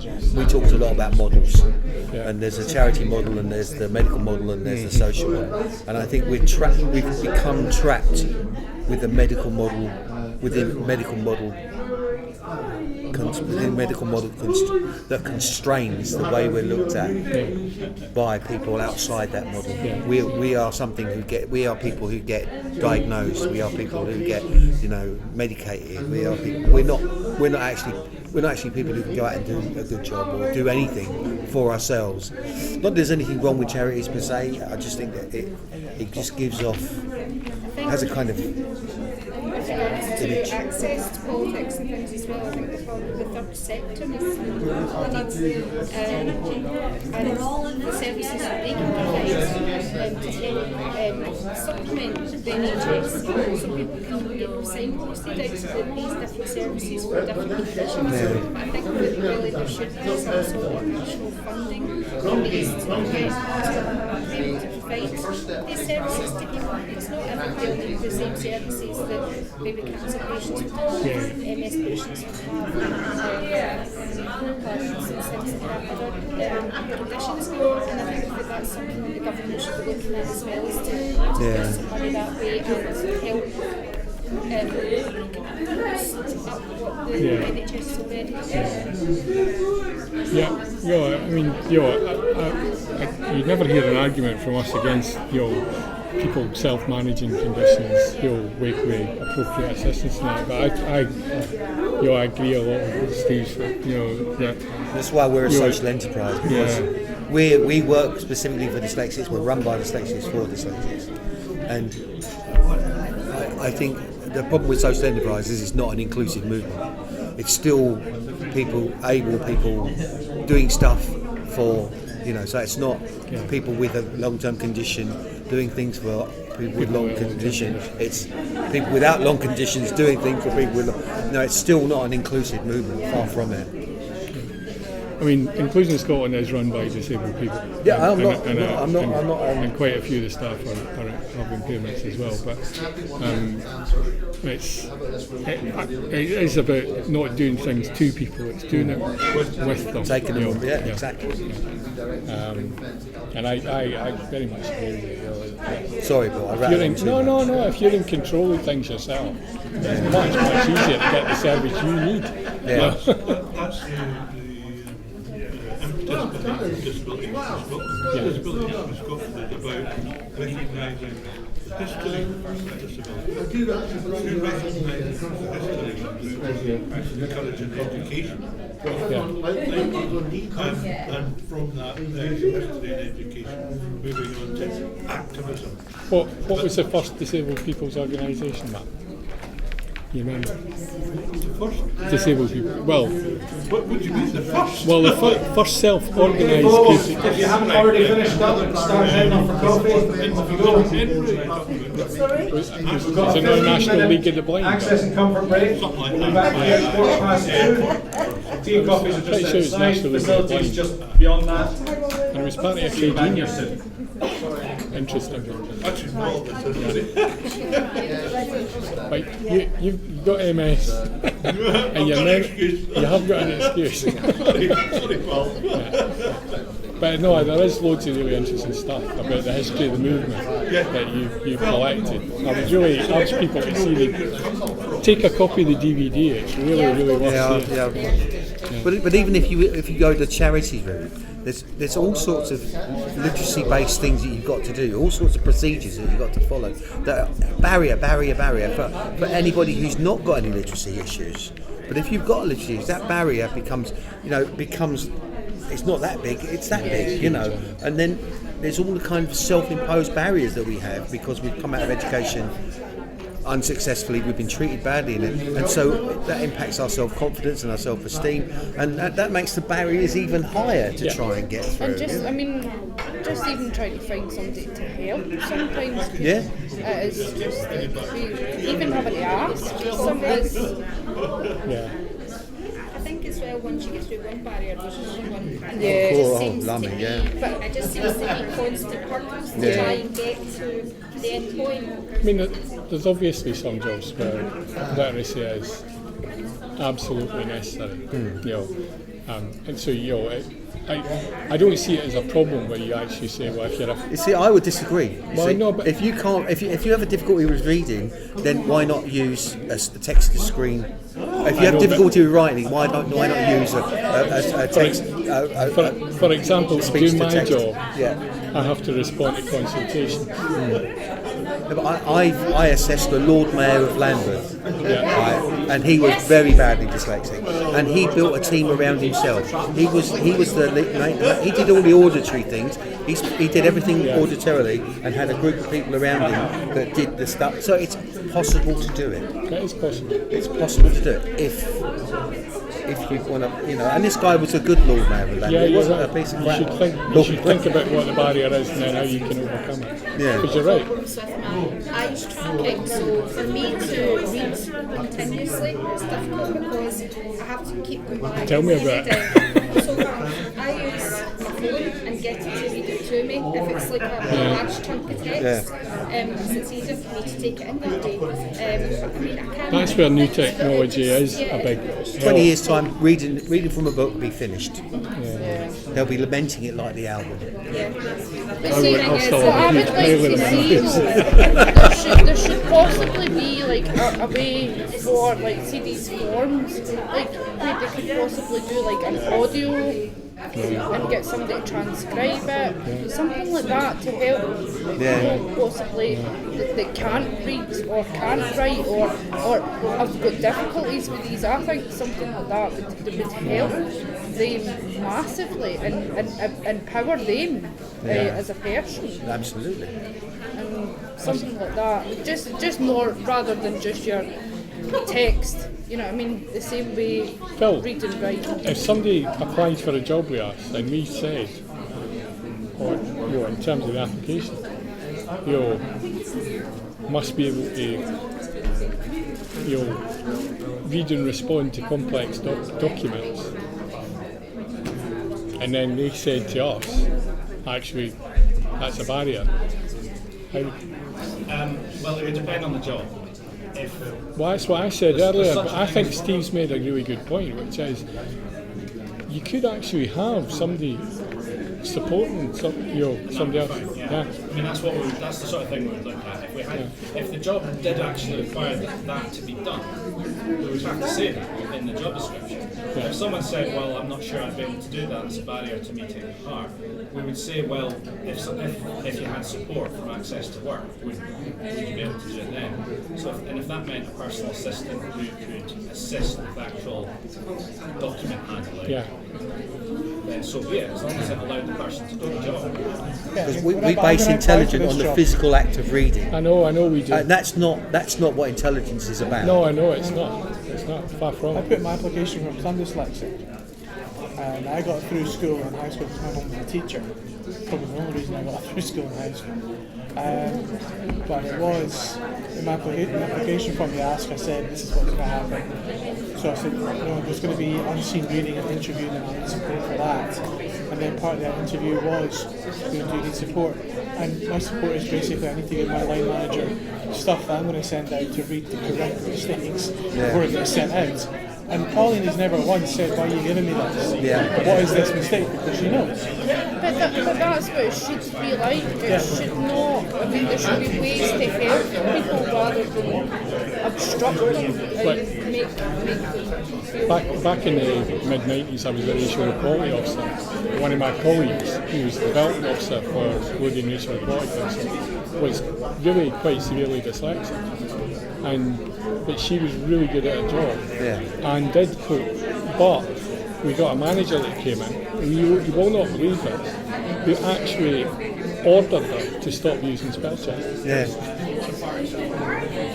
Which always just go, you're trying to make her fail at a job, setting somebody up to fail. And we want to check her work, which is what we also did, but we did that for each other. People check each other's work anyway. If I'm sending something out, I go, can you look at that and make sure I've not made a huge mistake? I'm going to go back to work, employment, right? If you're dyslexic, you've got to have special training to do the job. But if you're not dyslexic, you just have training.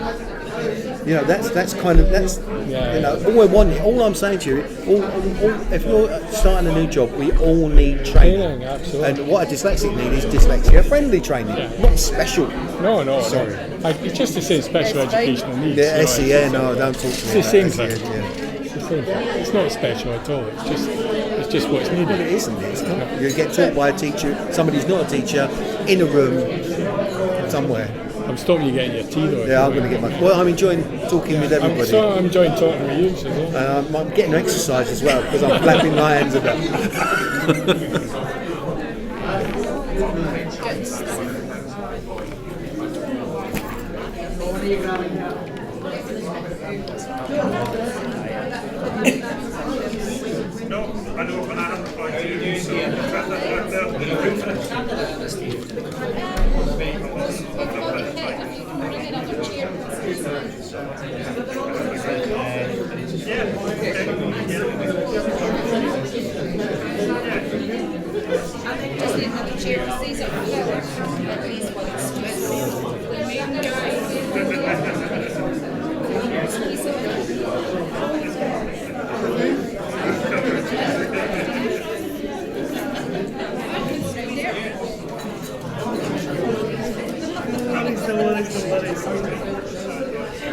I'm Ian, I'm the Conservative candidate.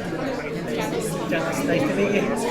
Nice to meet you. Nice to meet you. You guys through from South Lanarkshire? Lanarkshire? North Lanarkshire. Didn't really get done to South Lanarkshire.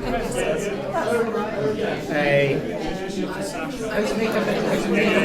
Is it from across the country, or is it? I've read about Max. We've got Fife and somebody said Brent. Yeah.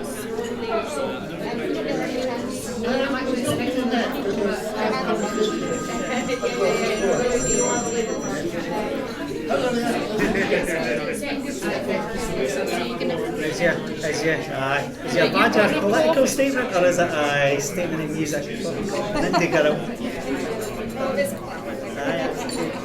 You'll be giving me a hard time, Kate. I'm ready for it. How you doing? Still alive. What's the gossip? Not a lot, really. By the way, you're live on the internet right Live now. on the internet right now. Fine. Hi, internet. How you doing? Are you doing the streaming yourself, is it? Well, Phil's doing set up some of it and do more of it.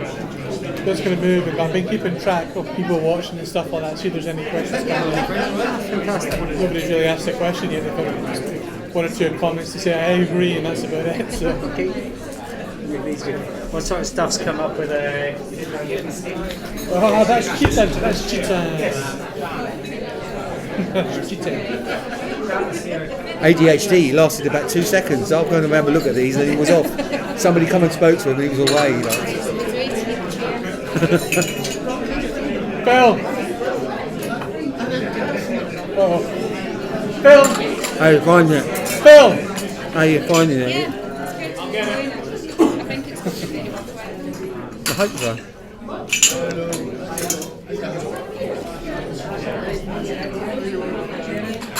I'm waiting for the 3 X's. I'm waiting for that. I can't remember his name now. On that talent show with the big X, like, you know, out. Yeah.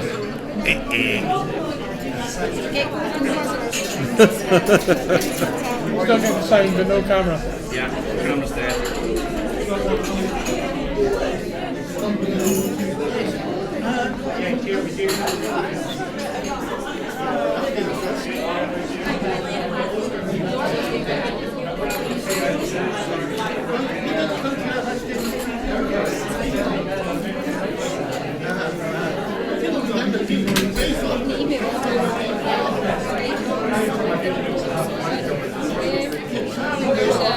Access all areas campaign to ensure that existing dog owners are no longer turned away from places because they're told the dog isn't welcome. He said it's been building incredible momentum over the last few months. The next stage is now just round the corner, so the ones that have been elected to their name. So there's an action for access day on 25th of May. We'll be handing a petition into the government to help guide dog owners, the first ever mass lobby of Parliament. And at the lobby, guide dog owners will also be meeting with their MPs and asking them to take action to get access proposals. I know this is going to sound cheeky. I've seen somebody Run out if you want. You sure? Right. I don't like getting in trouble. I don't think they're going out there. They're going out there. Go for it then.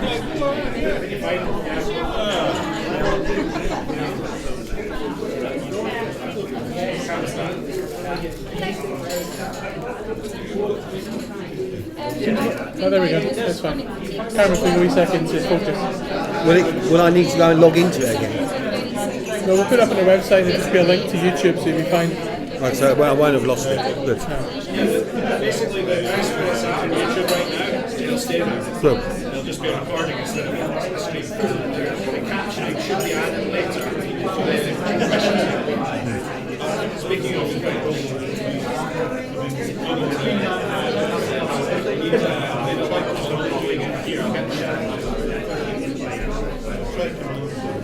Is there a spare seat over here? I continue. No, I think the spare seat's gone already, I'm afraid. You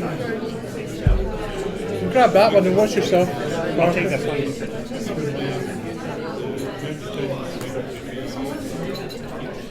Put yourself in the middle there. Hi,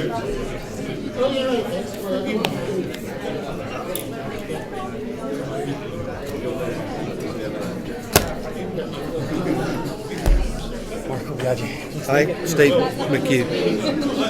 Who are you with? SNP. All right, okay. You can stay there. All right, that's good. That's a good sign. That was the thing. I was looking around the table thinking, do I recognise anybody?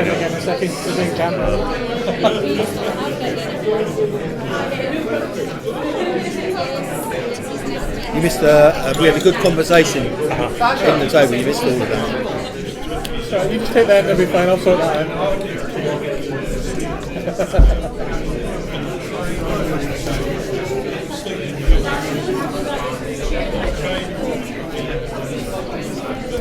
Perfect.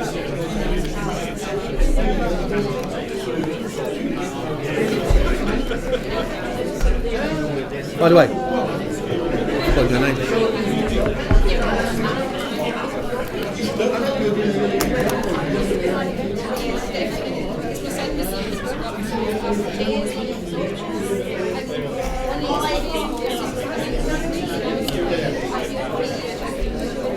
I thought you would have been up at that table.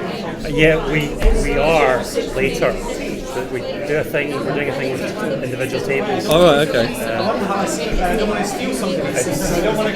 I swear, every different hustings I go to has a slightly different format, and this is one of the more original ones. So, yeah, we're doing some table-based discussion first. It was a social enterprise one, and it was very kind of Yeah, that's the classic format. Yeah. I remember doing an environmentalist one in the last election, whereby they basically called it political speed dating. So you had small groups at each table. You went to the table, they grilled you, you moved on to the next table. Oh, lovely. And it was really intense because when you're up there, you're only speaking like 1 minute in every 5 because there's 5 of you. But when you're doing the table by table approach like that, you're constantly getting grilled. It's quite an experience. Oh, I'm not going to bother. Well, yeah. I know what you mean. It's alright, we've still got plenty of time because we're at the sections to do with the candidates on the table. So it came up in, is it 14:45? That the actual thing. So I've tried my best to get everything else working. I really can't get it done, so the best I can do is put you up to or near to but it's worked not too bad on the YouTube live stream. Hey, listen, I met with Willie Rennie the other day and he made me a cup of coffee. What are you going to do for me? That's what I want to know. There's one right in front of you. Sorry? Yeah, you go to YouTube and then Sorry? there's about 8 seconds to 10 seconds delay. No, I didn't see that, no.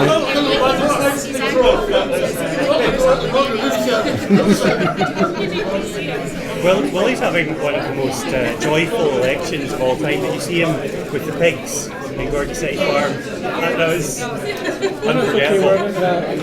He made me a cup of coffee at this coffee bar. And I said to him, don't give up the gay job. His coffee was horrible. And he said, well, I'm trying, but it's down to the voters, really.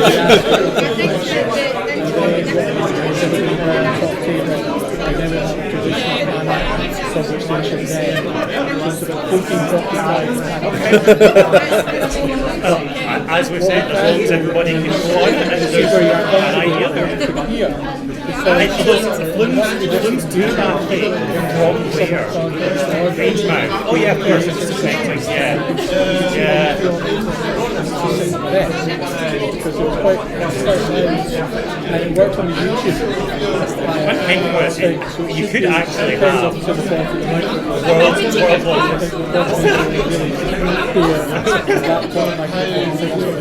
you know what you could have, right? And going back, yes, so you get off, then you get in a lift, and you go up, and then you go down again. It'd be like a giant, and it could be a giant saltire, because it would be an X. Are you meant to be having a discussion here? One of the tires that takes you back, and then you can have one speak about the tide. Rangeroute would be there saying, Kelpies and Salt Real, nothing. Not yet. Saltire. I don't think so. Phil, try that through the microphone. All right, so we're going to be moving into the table discussions with candidates. You should have a candidate at your table. Or a minister. If you don't, there should be one of you. Spokespeople, I think, is perhaps the No. Each of the candidates has been asked to come prepared to ask you a question, so that they can benefit from your wisdom and lived experience. So they're mostly going to be listening, but towards the end of the discussion, a wee bit back and forth, maybe develop the point a little bit more. But mostly it's about giving you guys a chance to inform them how they can improve their policy.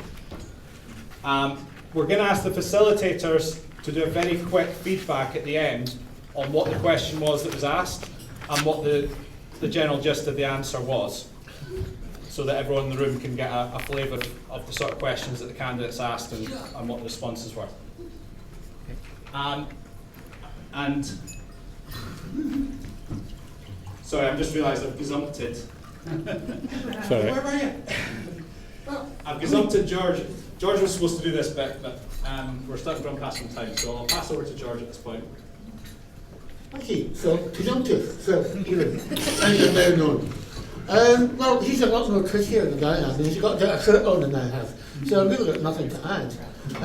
Apart from this element is a unique element, and it's something that Disability History Scotland and Inclusion Scotland would like to think would become a norm, and that's to actually ask candidates, not necessarily to come prepared, but actually come having thought about what it is that they're attending, and not just come as representatives of a political party machine, but come as individuals who have perhaps policies, perhaps ethics that they might want to promote, but actually to think about how the discussion that they witness and the reaction to the questions they ask are probably more illustrative of why questions are asked in the first place. So this is not just responding to a question, this is responding to the humans around the table. Okay, thank you. Right. Not much left for me to say, except it really is an opportunity for Marco to hear your views and your experience and respond to his question. And I'm not going to interfere, apart from if anybody goes on too long or talking over somebody else, I might interject. But other than that, it's really your chance to speak to Marco. So, Marco, your question. I'm Mark Biaggi, I'm the SNP representative here. I'm also the local government minister at the moment. Though I'm not standing in the election, I've been involved heavily in the government as a result of that and in developing our platform. So one of the things that we have in the manifesto about local government is potentially quite important for everybody in the country, but there's a particular angle here because what was that? So you can hear Marco. I can. Listening to both of you, sorry. Do you want me to speak up? No, it's the opposite. Okay.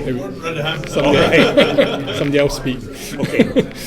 So the manifesto has a commitment to a bill that will take council decision making and move it down into more local units. That could be, so for example, that in Midlothian, just down the road, instead of things being decided at Midlothian level, well, there would still be a Midlothian council, you'd have decisions being taken in Dalkeith and in Pennycook, and that's in the borders, isn't it?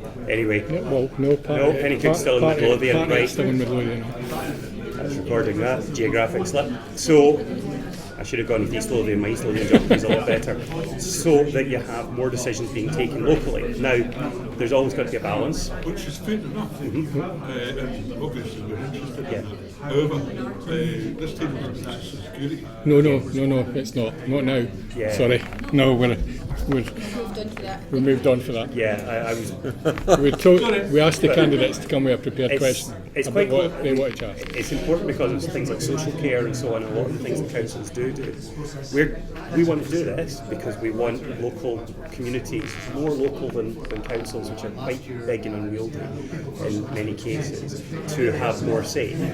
But there's clearly a tension here between desire to get things locally and to have minimum standards for people, especially people that have particular services that need from the council. So what I'm interested in, and what I want to ask you, is how do you think this should work in such a way that it helps you guys, or in whatever capacity, either from a disabled angle or as citizens, to have more influence without actually losing out? Give the community council powers. So we sit on Are you on the community council? Yeah. Shorts community Yeah. council, okay. So if you give the community council more powers, we're more in touch with the local community. We've also got other community groups formed as well, which we've recently set up in other community groups for us all to start working together to start taking things forward. Recently just been granted food status, so we want to start pushing things forward in that respect. What sort of things do you think community councils could do? Because that's actually part of the manifesto commitment as well. This in there says community councils should be able to deliver some services. It's just depends on what the needs are of people. So we need to have public consultations to see what the community does actually want. I do think that we should be looking round about and looking at what's already there to make sure that it is accessible. To make sure that people are included. Just as you said, have consultations to see what does what they need. All the groups that came together in that way, were they area groups or were they sort of theme groups? We've got tenants and residents groups setting up to deal with tenants and residents issues as well as we've also got other groups set up. One was called Short Safe Knockoff because we had obviously the potential fracking across the city and so we've got the other community groups, for example, Legality, the Ultra Group, different community banks. We've also got a local shape-up shops that deals with the receptives of the area. So we tidy up the area and raise funds and things to put artwork and things round about. So it's different things. I thought you were going to be quiet. The only thing is, I'm one of the few people here that's maybe old enough to remember when there were town councils. I appreciate what you're saying, your experience in your area, but But I said yes, absolutely. and hearing what you're saying, and how that could be arranged or organised here in Edinburgh, and thinking about that. I've been involved in various community councils are limited to those people who have an interest and who are allowed to have some say in what's happening. So it's not just about saying we're going to listen to them, it's who you're going to listen to and who you're going to listen to. Me, as a disabled person, it's important that disability issues are addressed not by somebody on my behalf, but by somebody who shares my share, if you like. So have you been directly involved in community councils in Edinburgh yourself, or any sort of groups like that? Yes, I was involved here with the partnership and student partnership. Right. Like I say, it's those such. Yeah. And so the important thing is that you can consult with whoever and come up with whatever you want. But if you're serious about consulting, then you have to consult with the people that you should be consulting with. Like, for example, as I said, the disability disabled organisation. One, you have to encourage growth, and two, you have to take account of rather than depend on people like the big charities like capability and stuff. Capability, what do you think? Capability is mainly people who are really money, who have no understanding other than what they're told by other people. So it's important you actually address the issue by going to the people. One of the things that I've observed when I've sat in the ministerial advisory groups on various issues, mostly each of the protected characteristics, I've asked, is there an equivalent group like this at local level to inform council decision making? And most of the people around the table have said, in some places yes, and in others no. Is that something is that kind of what you're thinking about? Some kind of space whereby at the council level, because they're taking all of these important decisions, they come to an assembly of all the disabled people's organisations who are able to have back and forth with them on what they're planning to be involved. Very definitely, Marco. I think what I was about to say earlier is I can remember town councils, and they were closer to people and in some ways more responsive. But as a policy worker, I'm also aware that the EHRC did some review work on former urban aid areas, and what they found out was that a lot of the local decision making tended to overlook the needs of minorities. They were driven by the majority view and consensus view, which tended to exclude black and minority ethnic people, disabled people, and things like that. So, I'm a firm believer in democracy, but I'm also a believer in listening to those groups which are likely to be marginalised, to make sure that their views are included and their needs are addressed, because sometimes it was like, we need transport for young unemployed people, but not for young disabled people. It's that sort of thing, and people found it difficult to get to meetings. Again, we're going back to where we started from, about accessing things, and that still goes on, because we did with our unique dyslexic thing. We was in Fife, and the thing that just getting to a place, finding the money to get to a place. We actually found money to pay them, to enable them to, and we paid for care costs and all that kind of stuff. But for a lot of people, just getting on a bus is not a possible thing to do, or finding transport to where you're going to be having this kind of meeting for any number of reasons. So on that, does that actually mitigate in favour of localism, that if it's happening in their town rather than in Fife, and being an example, rather than Glenrothes where everything is set? I think the danger is that Fife is what we found, that Fife is such a big place. So you have it in Glenrothes, you're going to naturally exclude North Fife and South Fife and whatever. So it's very difficult to do. But we took things out to the community, different stages of the community, rather than just have it in one place. And we insured people. What capacity were you in at that point? Oh, I run a social enterprise, Dyslexia Pathways, and we were running something to do with creativity and dyslexia, and we wanted to take opportunities out to the local community and get them together talking about dyslexia and sharing experiences, sharing support.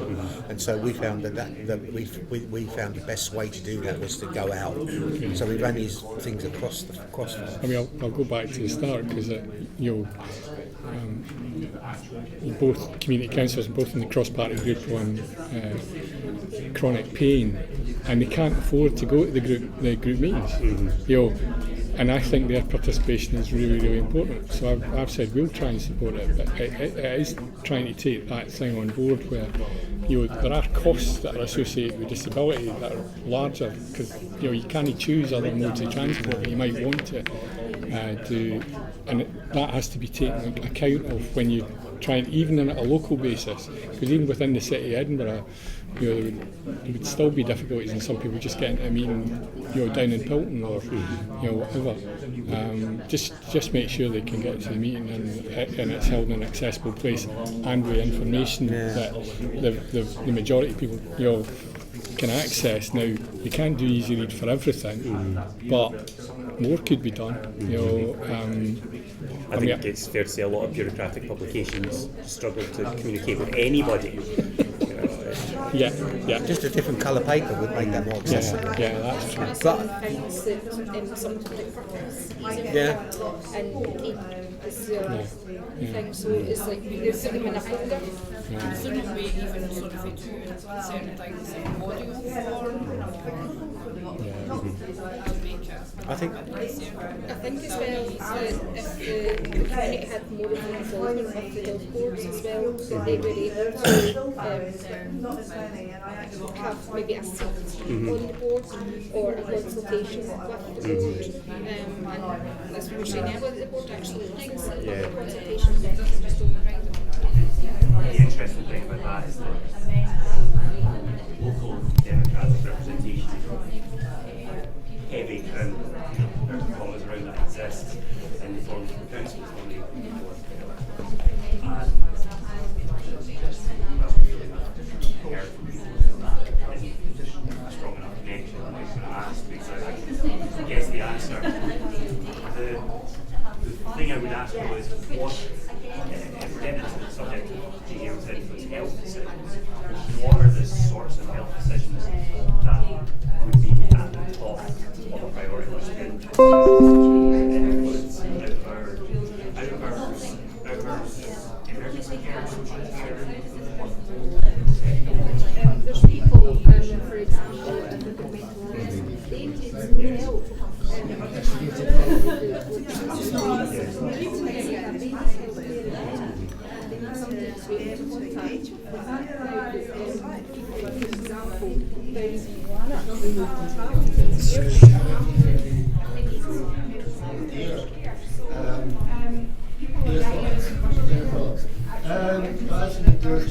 was it, but they had a section for it, and they did need for the carers and that like to watch afterward.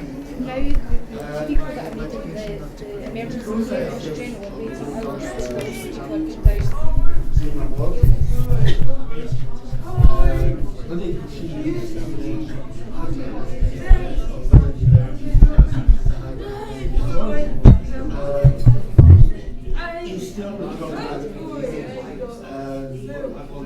The decision most other countries is almost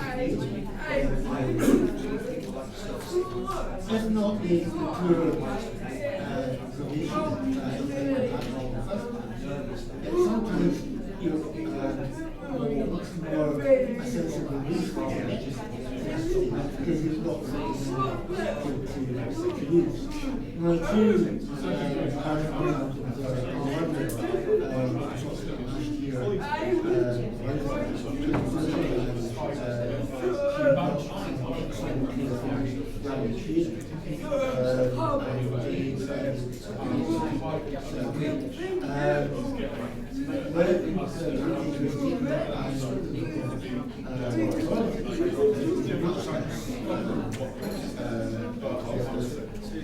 and the main reason for that is to change the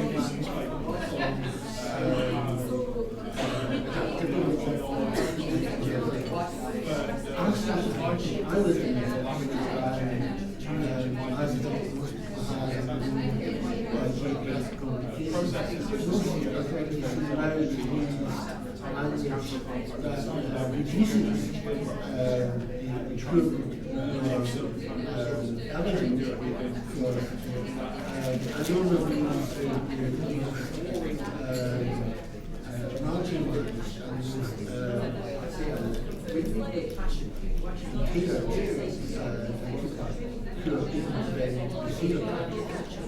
and that seems to fly in the face of the research and of many other people that we know if it works. So the option it works. There's no thought, but I think until now, it's not going to work. At the end of the day, you'll save ourselves because there's pushing in an emergency situation and keeping up with the world and perhaps to assume everything that you in that you have a life at the moment. So bureaucracy that has to read. So, again, if lost it, question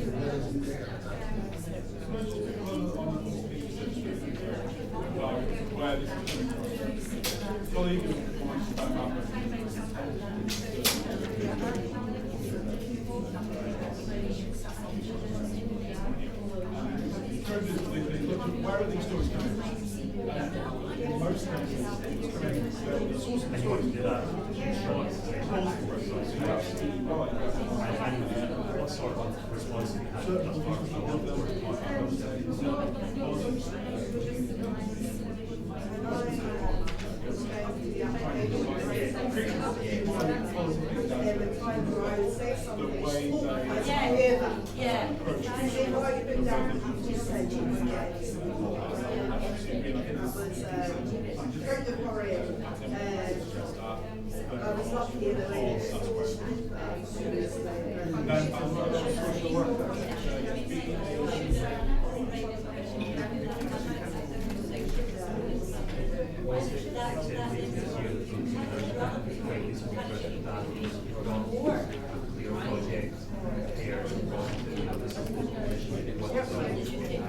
Just watch it come around this way because the cable's running.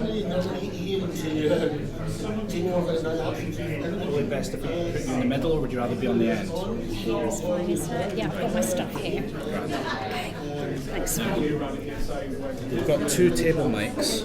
They probably won't quite stretch, so we'll ask the candidates to move them around as needed. Can they do that? Will they move? Yeah. Yeah. Okay. They're just a case of dragging them around. So what I'll do is I'll set this one up and we'll have 3 candidates here, 2 candidates there. Yeah. 2 minutes to that. Yeah. Is this low enough? Is this actually on now? Yeah, they are on now. Yeah. So this will be between you and the 2 candidates on your left. When we're not using the roving mic, we can give you the roving mic as well, and then maybe you can have that and they can have that down there. Okay, cool.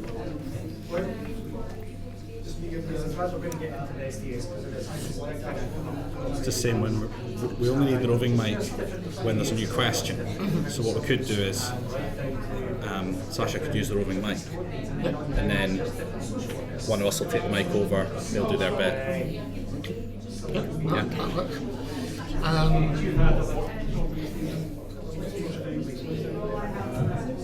Whilst the candidates are getting themselves here, I'll just put up about DHS. Oh, we're having feedback from the tables first. Right. Okay, let's just... Okay.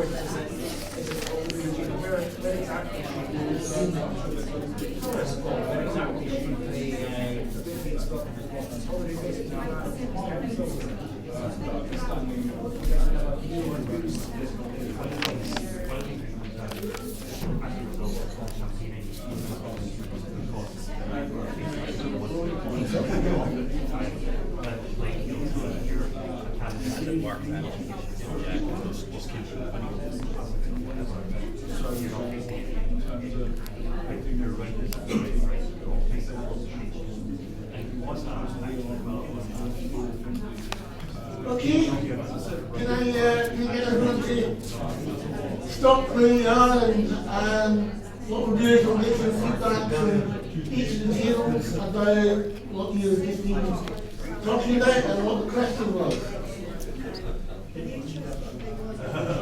I will start turning around and naming names of those who don't shut up. That always works, thank you. Right. So, that was interesting, certainly for our table. What I'd like to do is to go around each of the tables and first of all find out what the question was, and then we get some feedback from what the discussion was as a result of that. So can we start with this student overview? Yeah. Do I need the mic? Marco Bianchi from the SNP asked us about the SNP's plans are to devolve more powers down at a community level, down from the local authorities, and how might disabled people be better involved in making decisions at the local level, and what sort of structures would be needed to assist disabled people in doing that. And a lot of the discussion focused on some of the barriers that we face. In fact, consultations at the moment tend to come after the event when the decision's already been made, and that we need to be involved much earlier, and at, not only at local authority or community level, but also in decisions about services like health and social care, etc. Is there anything you want to add anything to what? And it's who you're consulting with as well. Yeah, Both, that's right. One of the points was who is consulted. Is it just those and such as those, or is it genuinely involving disabled people? And again, what are the barriers to them being involved in that? You know, some of them are financial, some of them are physical, some of them are attitudinal, some of them are informational, and all those barriers need to be addressed so that disabled people can genuinely be involved in making decisions which affect their lives at a community level. And at the beginning of the process, at the parliamentary committees, getting people involved in the parliamentary committees, not just the same old faces when we get to the parliamentary committees. People who are affected, impacted by the decisions that these parliamentary committees feed into and politicians make based on what these committees talk about and discuss and promote or whatever it is that I do.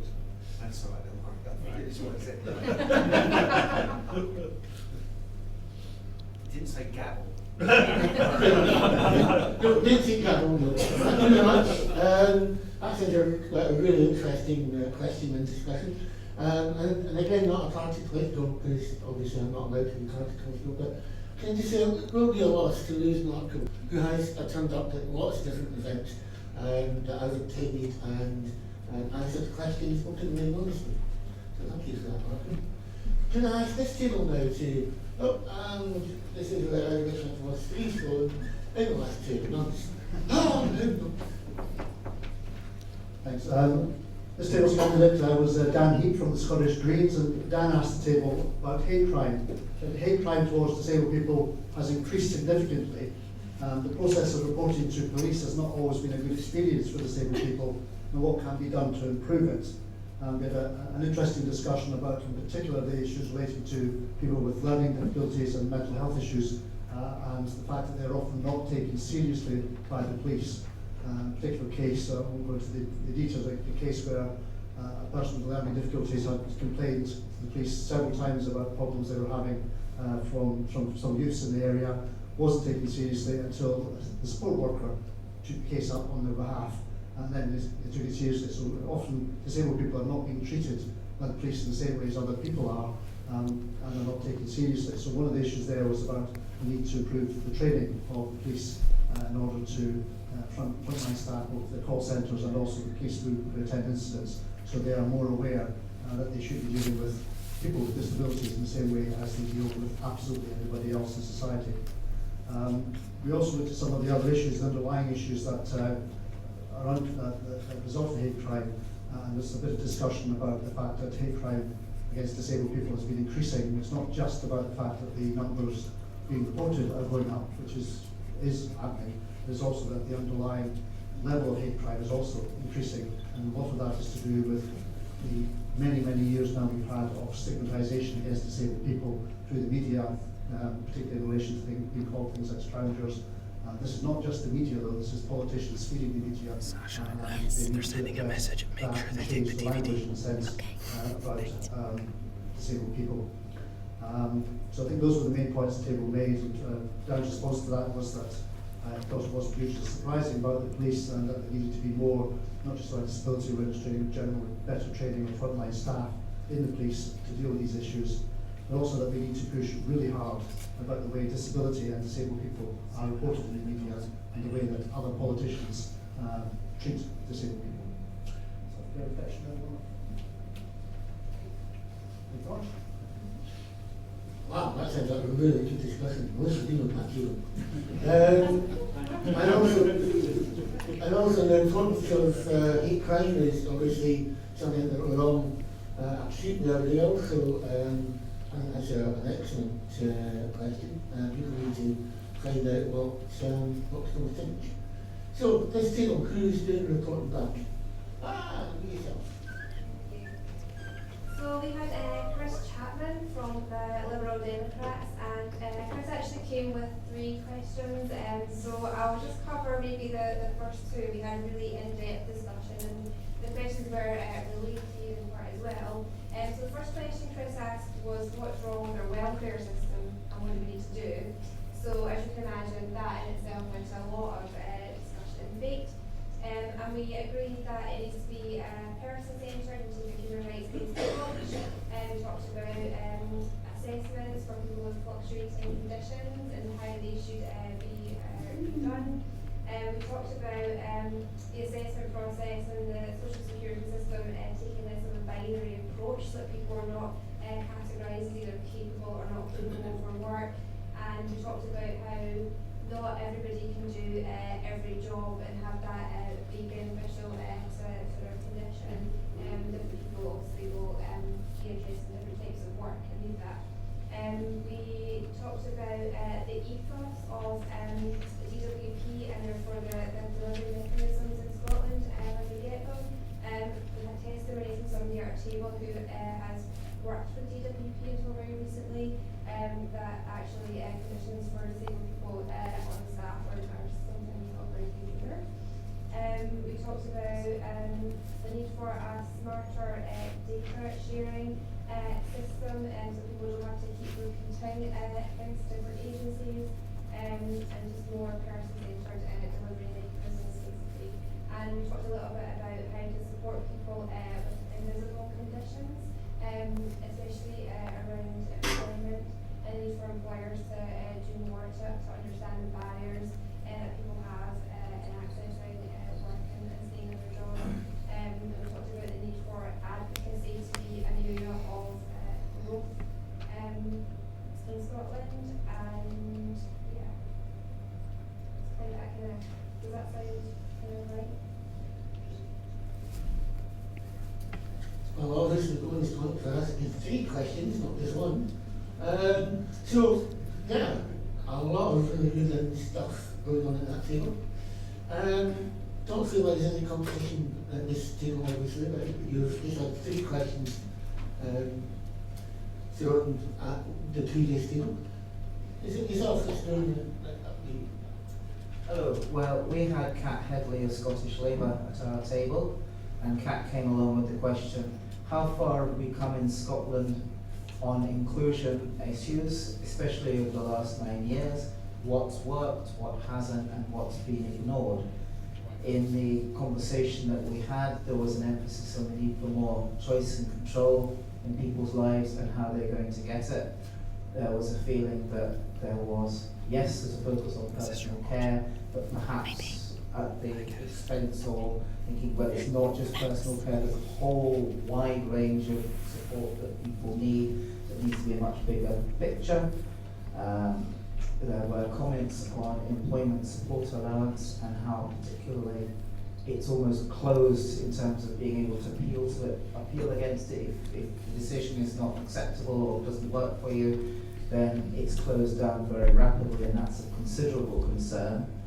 In terms of choice and control over people's lives, there was an argument certainly around more information, but particularly some form of information hub or some way of getting more information, and that was about not just helping you with the choices that you already knew about, but the enabling, opening up ideas, possibilities of other things that you might not have thought about. to widen what you might want to do rather than limit it. There was an interesting question on people's what input disabled people had into our manifesto, the Labour Party manifesto. Question as it is. And Kat's summary was that she certainly was going to focus on issues of employability and mental health.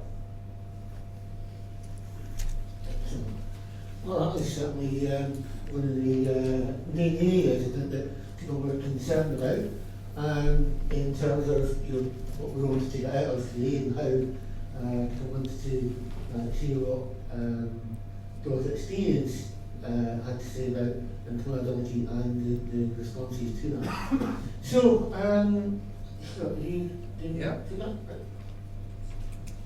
Hello, our candidate Ian McGill, Scottish Conservative and Unionist Party. He asked quite a broad, but ended up being quite a wide-ranging question about people's experience with SDS since its cross-party passage by Scottish Parliament 5 years ago. There was a discussion on how the various elements of SDS, for example, the personal assistant element, can be very beneficial and very important, allowing individuals to get out and do things that they couldn't previously do independently, such as going swimming, attending events like this, going out to maybe music gigs and things like that. In short, not just the serious stuff, but actually being able to have fun and live life. The giving people independence that they didn't have before has been hugely positive for everyone. There was also talk about how universities are providing masses of support to students, which enables them to, in many cases, get through university better than they were able to before, and indeed actually go back and attend university, whereas before they might have been able to, in terms of their capability, but were just short having the support to do so. So a lot of discussion revolved around the importance of being able to live life to the fullest.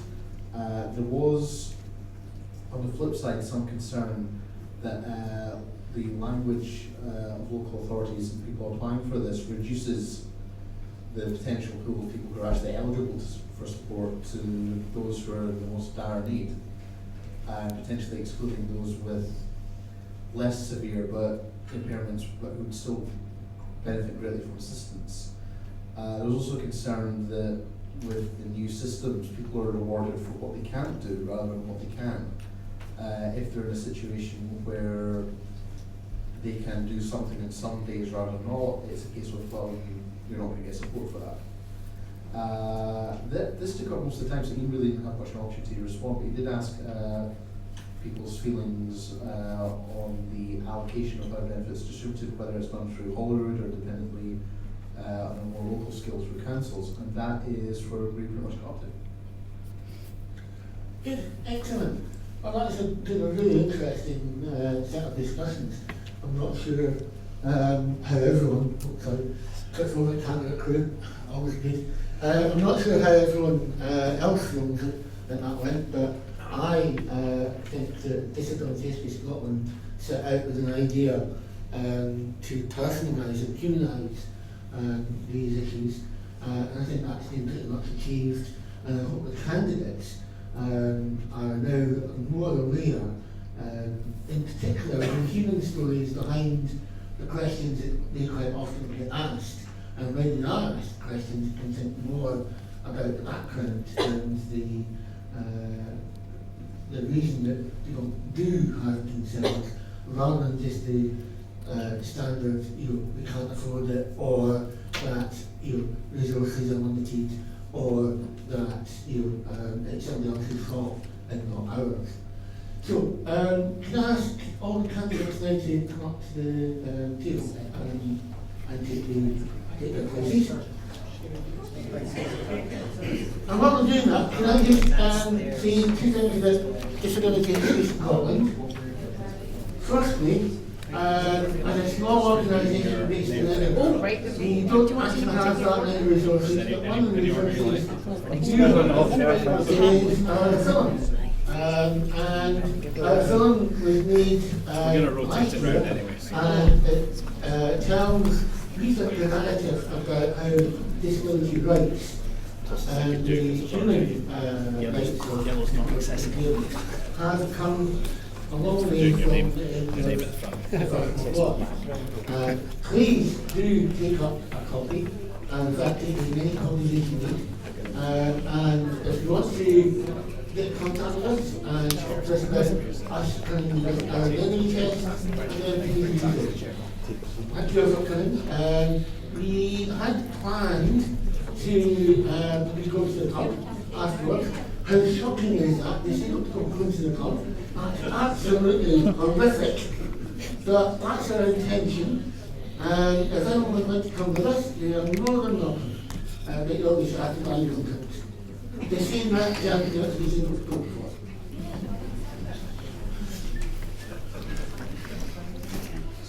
Okay. Yep, good. And who's that? Okay, ready to go? Good to go. Yeah. Good to go. Okay, welcome everybody to the hustings part of this afternoon's proceedings. My name's Sasha Callahan and I'm involved with Disability History Scotland. Now, before we start off, this isn't going to be like question time. I'm going to be so much nicer than David Dimbleby, just watch. We're not going to have lots of formal speeches from the candidates. What we want are the answers to the questions that you've all formulated this afternoon.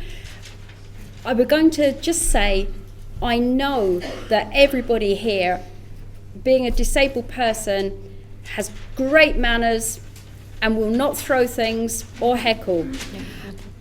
Seriously though, on a more sort of access note, I know that there are going to be things that come up today that we're passionate about, even angry about. Please don't talk over other people, candidates and audience, because that means that if that happens, not everybody will be able to participate fairly. So that's just the one ground rule. I'm trusting the candidates not to actually physically hit each other. That's the other ground rule. But they can sort that out for themselves.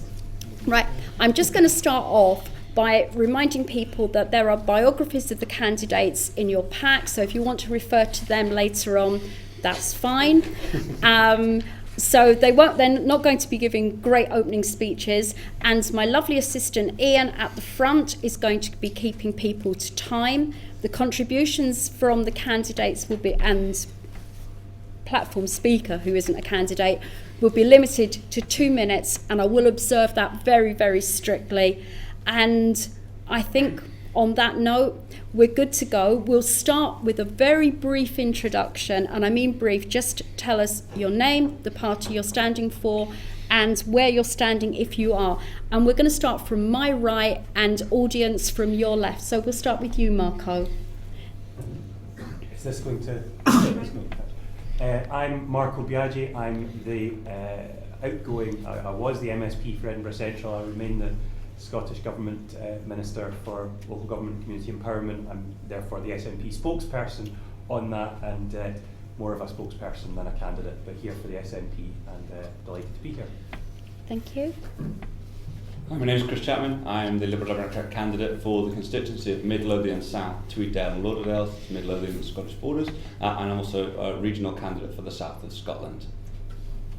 Thank you. My name is Dan Heap from the Scottish Green Party, and I'm a regional candidate for the Lothian electoral region. Okay, thank you. Hello, I'm Kat Headley. I'm the Scottish Labour candidate in Edinburgh Western and also a regional candidate. Okay, thank you everybody. Oh. Do you know that was a Freudian slip. I'm not taking it personally, Sasha. Sasha's heard me speak before though, so that's probably an indication. Keep going, Ian. But I'm Ian McGill, I'm the Conservative candidate in Edinburgh Northern and Leith, and also on the Lothians list. Okay, apologies to Ian, I would never miss him out intentionally. Right, what we're going to do is to move into the question session now. I'm going to go first of all with the table that talked about transport. If you ask your questions, the candidates will come back, and then you will come back, I hope, from your table with the answer that you would have liked to have heard from the candidates. So we're going to start off with transport question, please, and through the mic if you can. Oh, do I need to take it? Yeah, okay, that's fine. Run, Nick. Which is the transport table? Okay, and who is asking the question? Seamless. I don't. Our question is, concessionary fares and passenger assist are intended to give disabled people the same opportunities to travel as anyone else. Now, these are restricted because, for example, you can't use the bus pass on night buses and you have to pre-book passenger assist. What will you do to make sure disabled people have the same choices to travel when and where they want as anyone else? Okay, thank you. Marco, we'll start with you. Are these going to pick up without being moved I around? think you probably will need to move it a little bit. Or use the handheld, Mark, which are the ones easier for you. I think that picks it up as long as it's pointing in the right direction, doesn't it? Yes, okay. What will we do? We are absolutely committed for a start to protecting the concessionary fare scheme, which is something that has come under some political criticism in recent years. It's not always been a given in Parliament that continuation of the concessionary fare scheme as it currently is and what it currently offers is going to happen. So we are totally behind that. We will be reviewing again what the eligibility is. I think there are issues there. The intention is to maintain it for all local and Scottish-based long-distance bus services, and if there are some that aren't being caught within that, then that is definitely something we need to deal with.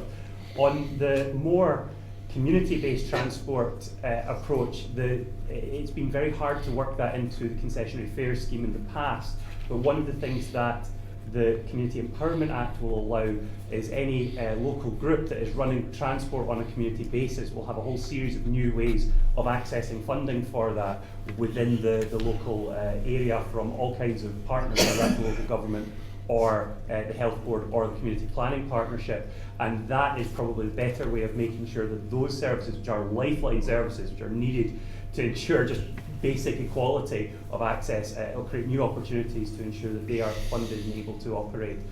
So that would be our way forward on it. Okay, thank you, Marco. Right, Chris.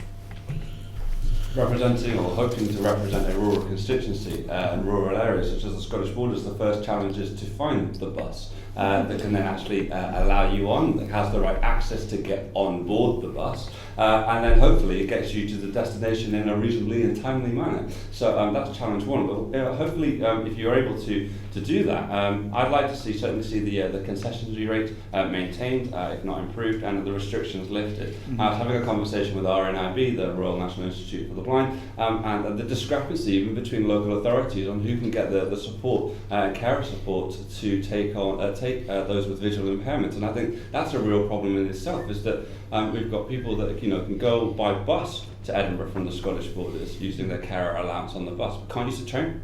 And yet the train is more efficient, faster, and easily more accessible. And I think that's kind of morally wrong in a lot of ways. So therefore, I think these challenges need to be overcome. I think you probably find that there's cross-party consensus on much of this issue. Is that it's not a political issue. It's something that I think is just an issue and it needs to be addressed. And the Parliament has the power and capability of doing it. What we need to do is identify.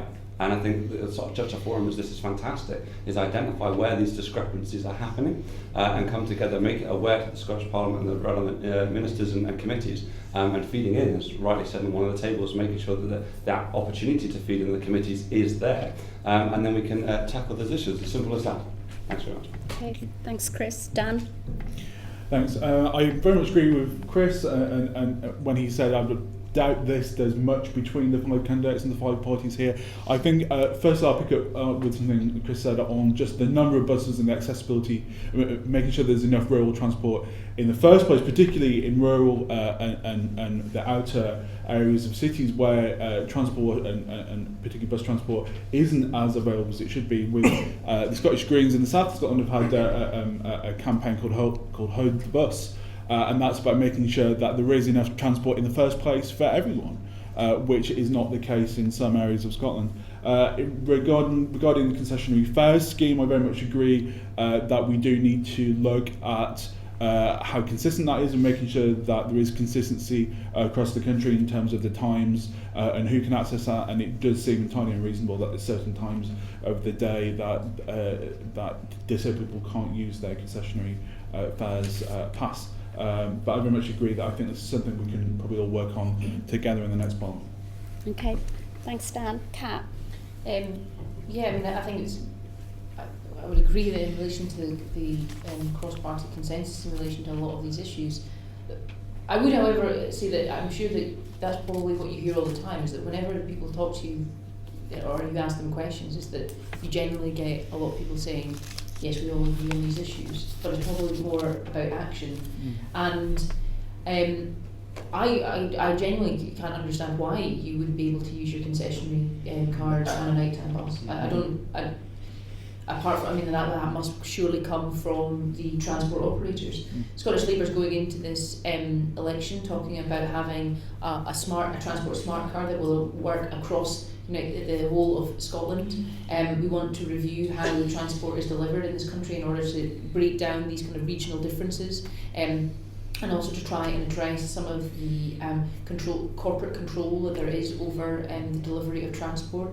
So I think that in terms of once we open that up and try and start to look at it as a kind of one country approach, but also looking at individual groups who need to be specifically, their needs need to be specifically looked at, I think that there's a lot of scope for groups like yourselves to come and speak to me or other people in the party to say this is what's important and this is what needs to change. And that's why I think that events like this, and particularly this format of, and I didn't get, if I'd had opening remarks, I would have said it, but I'm going to use up my last, I think I've got more than 30 seconds left, and just say that this format for engaging with politicians, I don't really feel like I am a politician unless I'm elected, but I guess that I am because I'm standing up here or sitting up here, is really good. This is hugely innovative, and I think that if I ever speak to anyone else, I'll be going on Twitter afterwards and saying this is a format that needs to work and needs to be replicated across a number of different interest groups. I really applaud you for doing this because this is the most beneficial kind of engagement that I've had from a hustings. Thank you very much. Thank you very much, Kat. And last but definitely not least, Ian. Sasha, thank you. Not going to repeat, the Conservatives were committed to extending the concessionary travel, we're committed in the manifesto to extending the concessionary travel and ensuring that it's onto likes of community transport and all, but there is this cross-party consensus there, so make sure you remind us all of that after the election. I'm going to urge you all a little bit with my Leith hat on, so I'm representing Edinburgh, Northern and Leith, just something that's coming up, something that will come up the election after this, because in Scotland we're not short of elections, and we're not. The council election is going to be next year. Something that's going to come up in that is the trams. So we have a lot of strong opinions about the trams, but certainly my personal view, which comes from my background working with people with physical disabilities, folks with visual needs.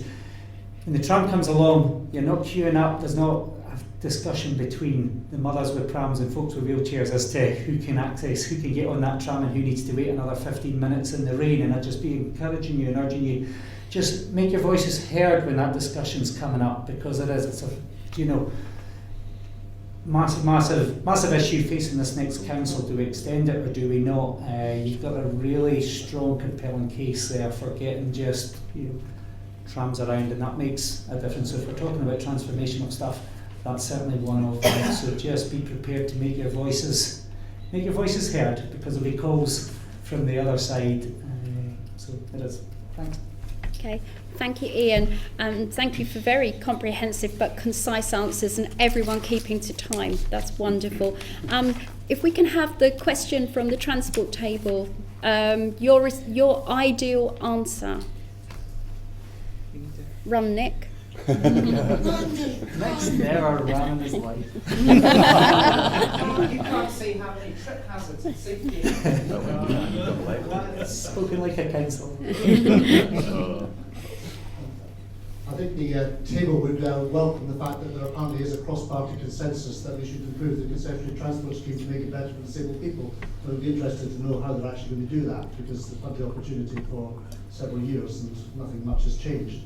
The question which wasn't answered was about things like passenger assist and the fact that people using the trains, disabled people using the trains, have to pre-book, and why haven't we actually doing more to ensure that trains are more accessible for disabled people who just have to turn up and want to use them.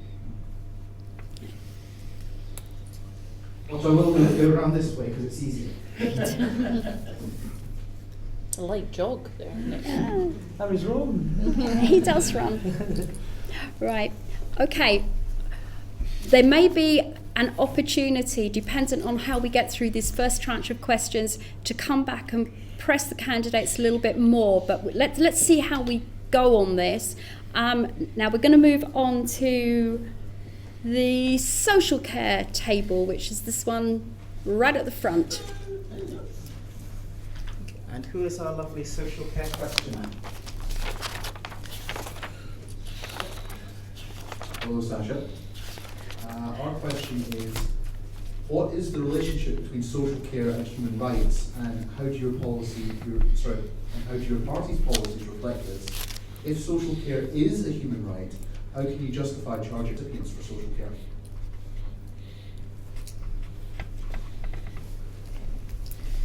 Okay, that's great. Everybody okay, ready to go? Okay, we'll start with you, Chris. I'll be honest, I'm not 100% sure what the party policy is, in terms, particularly around the human rights element of it. I'll just go from my personal experience as a youth worker.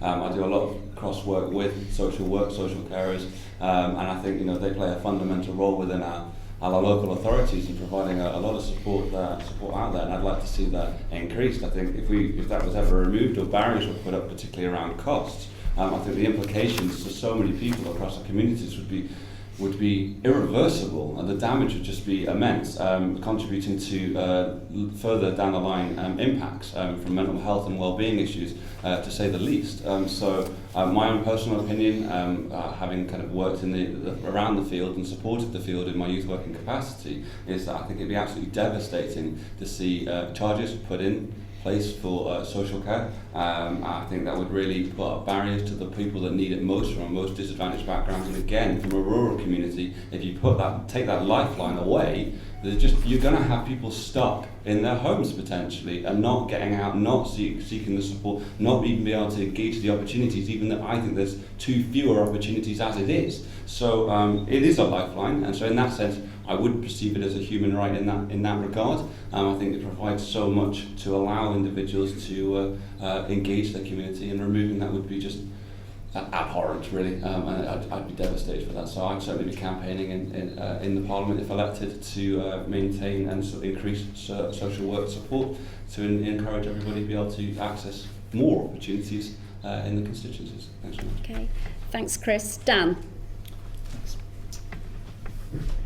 To just take those two issues very quickly at the start, the link between human rights and care, I think Chris laid out very clearly, is that the provision of good quality care in the right amounts can absolutely transform people's lives who need care, and open up and offer the opportunities in life that everyone deserves, and different groups of people do need different support to do that, and care is an important aspect of that for disabled people. To go on to that, I entirely agree that if care is a human right, then to charge for care is absolutely not acceptable.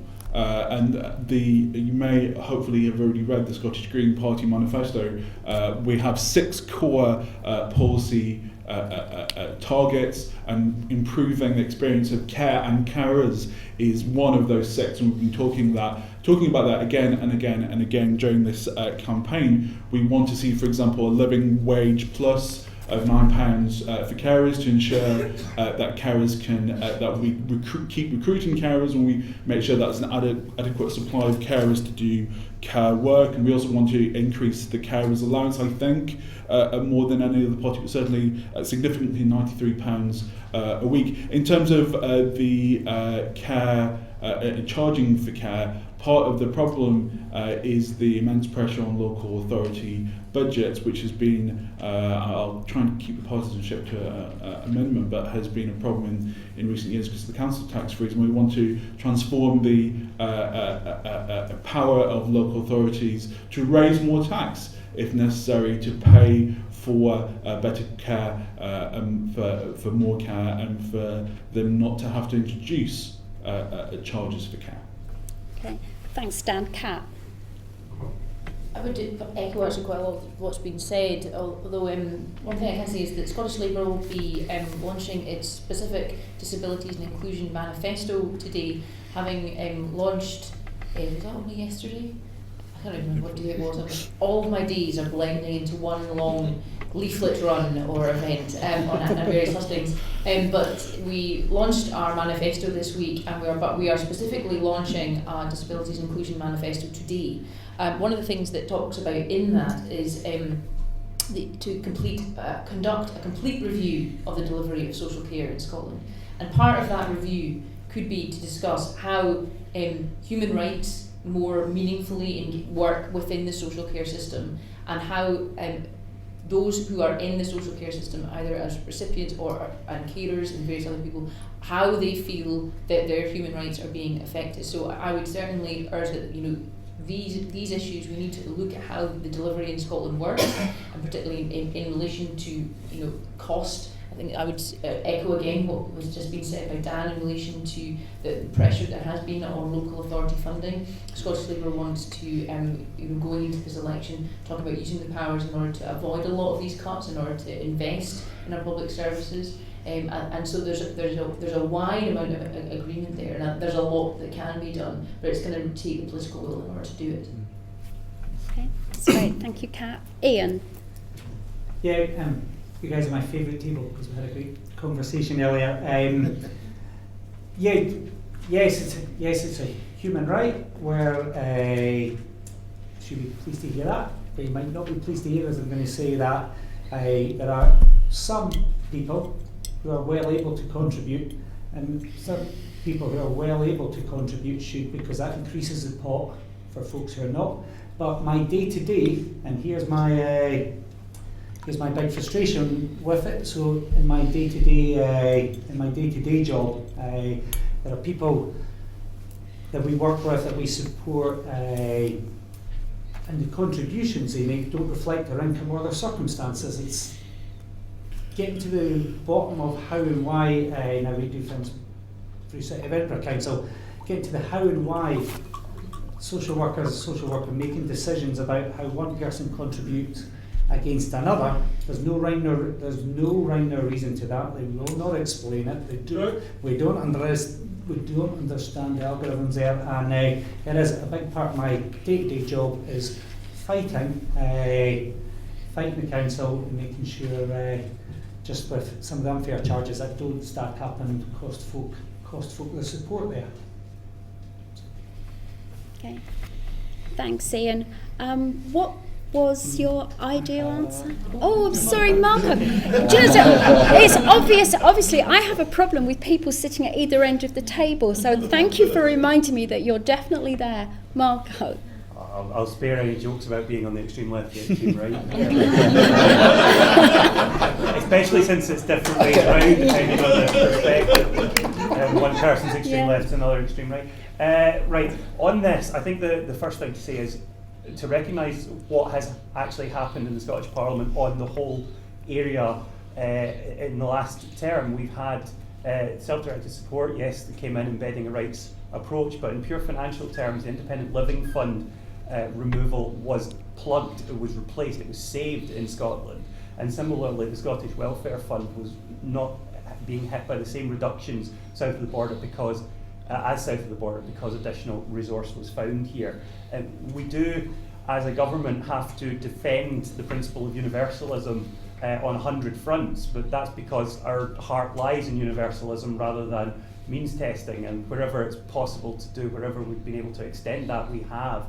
And we've taken a lot of flack for that, but that is the principle that we seek to uphold wherever we physically can. The manifesto proposals that we're putting forward, if we get back in, that we would consult on national guidance on care issue, in the first instance proposing a national cap on charges. We also want to review care more generally, get rid of the time and task approach, focus more to outcomes actually delivering for people rather than checklist approaches to care. There's a lot that needs to happen. I think we all, again, will agree on the need to review and improve it, but I hope that our record in straining every sinew to try and protect the schemes that we have while extending them is something that can give you confidence about what would happen if the SNP were re-elected. Okay, thanks Marco. Thank you everyone for your answers. Right, going back to Ian's favourite table, social care. What was your ideal scenario in answer to that question?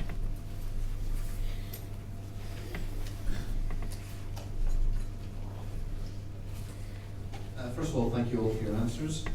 We absolutely agree that social care is a human right. Our thinking mainly focused around on how to avoid the implementation of charges. We do agree that there should be some kind of system in place where people contribute financially according to their need. This is called taxation, and already takes place. To avoid what would effectively be a second charge for people who do need social care, we suggested the elimination of loopholes and tax avoidance measures to increase the tax take, with the proceeds to be redirected to ring-fenced health and social care provision. Thank you. Thank you.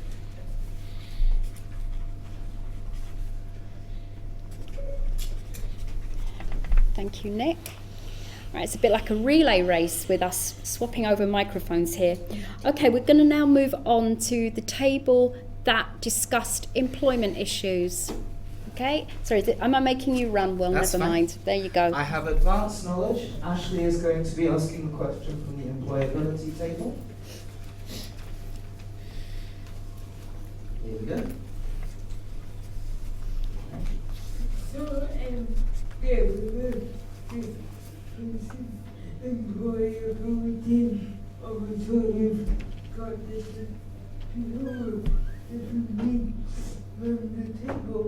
So, quite humanly, what do you think is the top seriously barriers to people with disabilities getting into it, and what should the government be doing about that? Okay. That's a big question, so I'll walk very slowly back to the table to give, I think it'll be Dan who's scribbling away. It What is. it feels like to be the first one to get the question. Okay, you ready to go, Dan? Yeah. Okay, thank you. Thank you for your question. So I believe it was what the top two priorities for helping disabled people into employment. I confess I'm not a huge fan as a lefty academic of this phrase employability, because it puts so much onus on the individual rather than the employer and on society, and that's the general approach of the Scottish Greens as well. That needs to be much more support to help people get into work and to break down the barriers and not just making them more employable. So suggest it's actually not the fault of employability per se, it's about accessibility of work and attitudes of employers. Certainly we called during the Smith Commission to devolve and expand the Access to Work scheme, which unfortunately that didn't go forward, but we would like to see a lot more efforts on the part of employers to make places of employment and employment practices more accessible. And in terms of help, and certainly we would like to see improved for support that disabled people do need to move towards work. We want to certainly improve that. Those powers are being devolved to the Scottish Parliament, unfortunately with a pretty hefty budget cut from the Westminster government, and the Scottish Greens would look to try to plug some of that gap. Work choice, which as employment schemes go, is being remarkably successful. Would like to see that that's a voluntary scheme, all schemes to for people to go to work, in my view and in view of the Scottish Greens, should be voluntary. Would certainly like to see something like work choice continue, because it has been very, very successful. But there is a question there of how we plug that gap and how we continue to provide that support that is under attack because of budget cuts. Thanks, Dan. Kat? Well, this is my favourite table because it's mine. But we also talked a lot about employability and accessing work, because this is where I think for me this personally is really important, because I'm a solicitor in my day job. I work for a firm called Digby Brown, and I deal a lot with, I deal entirely with people who have had accidents. Now, a lot of these people have had life-changing accidents, people who were entirely fit before and then are suddenly very not, and they have to adjust to that, both in terms of their life, their mental health, their relationships, their family, and also very specifically work, and how their employers or former employers treat them, how future employers might treat them, and whether or not they're even going to have access to that is a hugely important thing to them, and a really important part of the work that I do.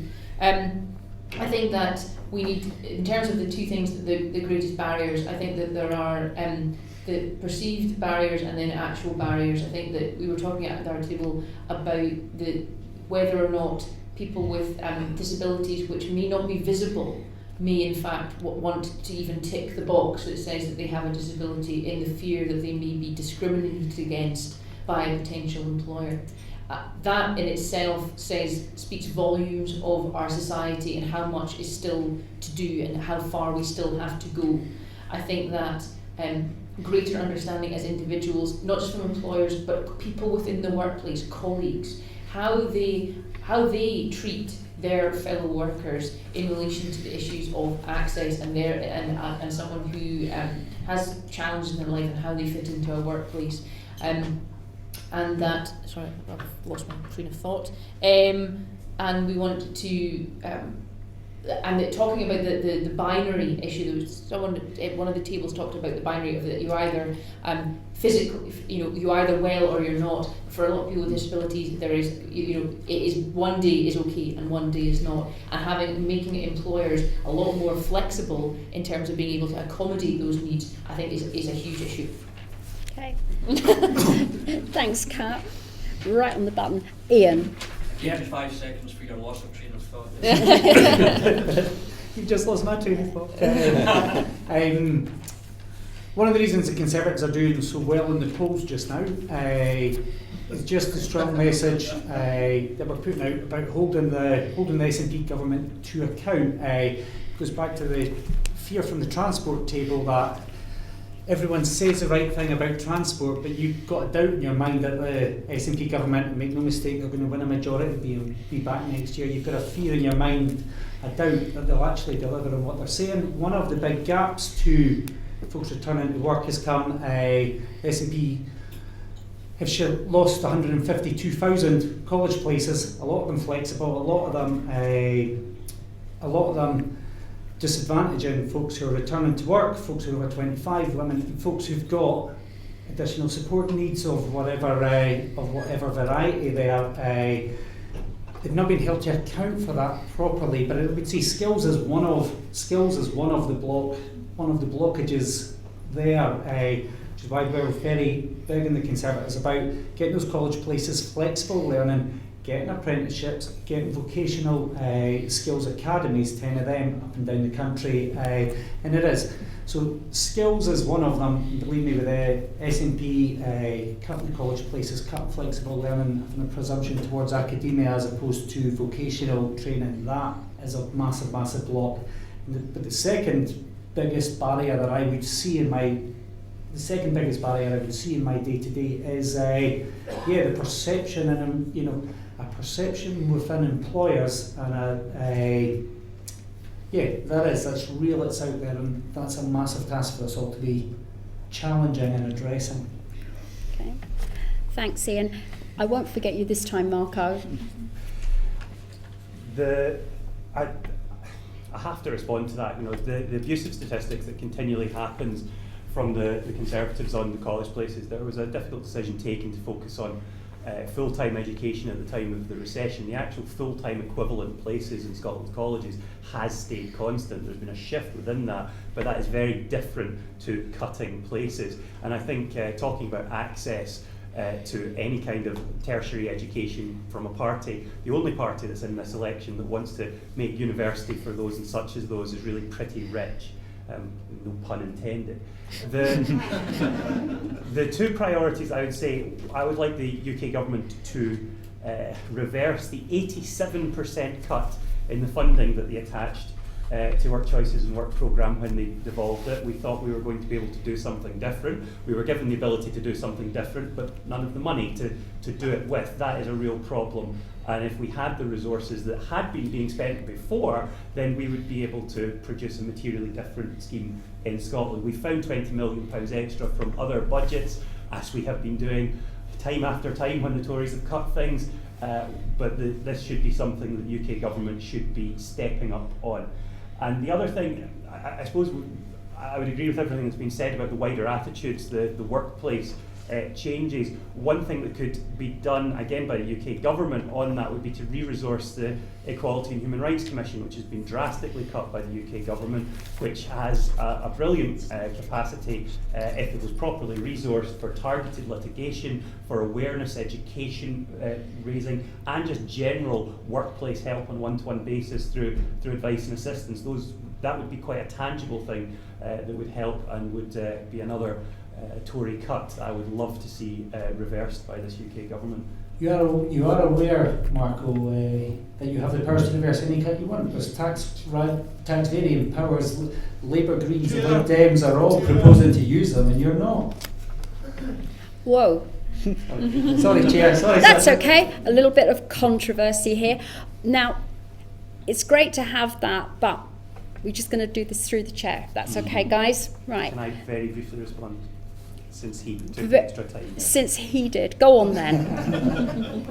When we proposed council tax changes that were going to put it up by £500 per house at the top end of the spectrum, the Conservative Party, or their cheerleaders, the Daily Mail, called it the middle class tax rage. You know, we are not afraid of putting up taxes on those that can afford to pay. We're doing it, and they're attacking us for it. So this seems very inconsistent from Ian McGill. Okay, thank you. That's great. Chris? There is no one-size-fits-all answer to this. I think that's quite important to identify, is that the diversity of disabilities and how it affects each individual is exactly that.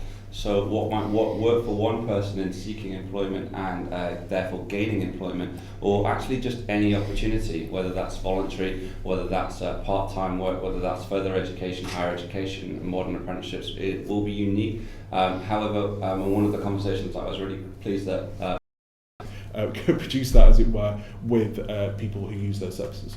Okay, that's great. Thanks very much, all of you, for very, very concise answers. We can just have the health table, if you'd like to just tell us what your ideal answer would have been.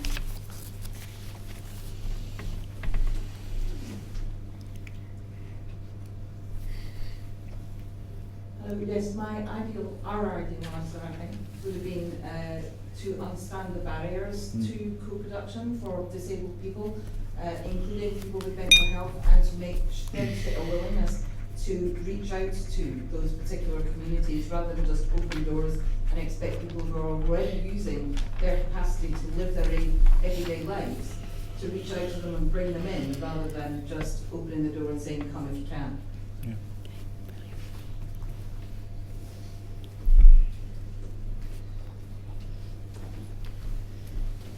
Thanks, Nick. And last of all, the table that was discussing social security. I thought it might be that. Well, for your information, I've been press ganged into this. I was arguing whether I was going to be doing this. However, I'm going to be doing it. As you know, social security is quite a wide-ranging subject, and the development of that is quite wide-ranging. And also, social security actually touches on all of the subjects that we've spoken about so far. We have decided to condense it, however, and we've condensed it in relation to DLA, Disabled Living Allowance, and Personal Independence Payment. And there's three parts to that question, really. Well, how does Matt? We may not be able to take three parts. So do you want to quickly? I'll quickly go over them and then just let whoever stays, whoever, whatever. This is a comedy. The first part of the question relates to when and how would you hope, or would you start using the new powers in relation to particularly in relation to and DLA. The second bit is in relation to those people that have already been assessed, both the new cases and the long-term cases. Some of them have been knocked off. What are you going to do about that? And then the third thing is about your subject really. Oh yeah, I'm looking at you. As the bringing things down to a cost factor is not good enough. What we should be looking at is entitlement rather than how much will it cost to implement this. So how would you approach that essentially?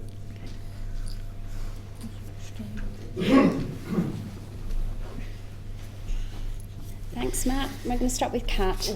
In relation to when and how, as fast as possible, and in relation to I think this is probably for a broad answer for all three of the questions, which is we want to review, basically at the time of when we get the powers, we want to review the entire system as to how we're going to make it work in Scotland and involve people who are disabled in that process so that we can discuss about what has worked to make it better, because if the powers are there in order for us to have a specific way of doing it and hopefully a better way of doing it. So we need to learn from the experience of how it has worked at a reserved level so that we can improve it when we take it to a devolved level. Okay, thank you very much, Kat. Ian? Yep, and it is please do recognise just the opportunities provided by the devolved powers. I'm excited to see answers from the rest of the panel because blaming UK governments is no longer acceptable when these powers are here.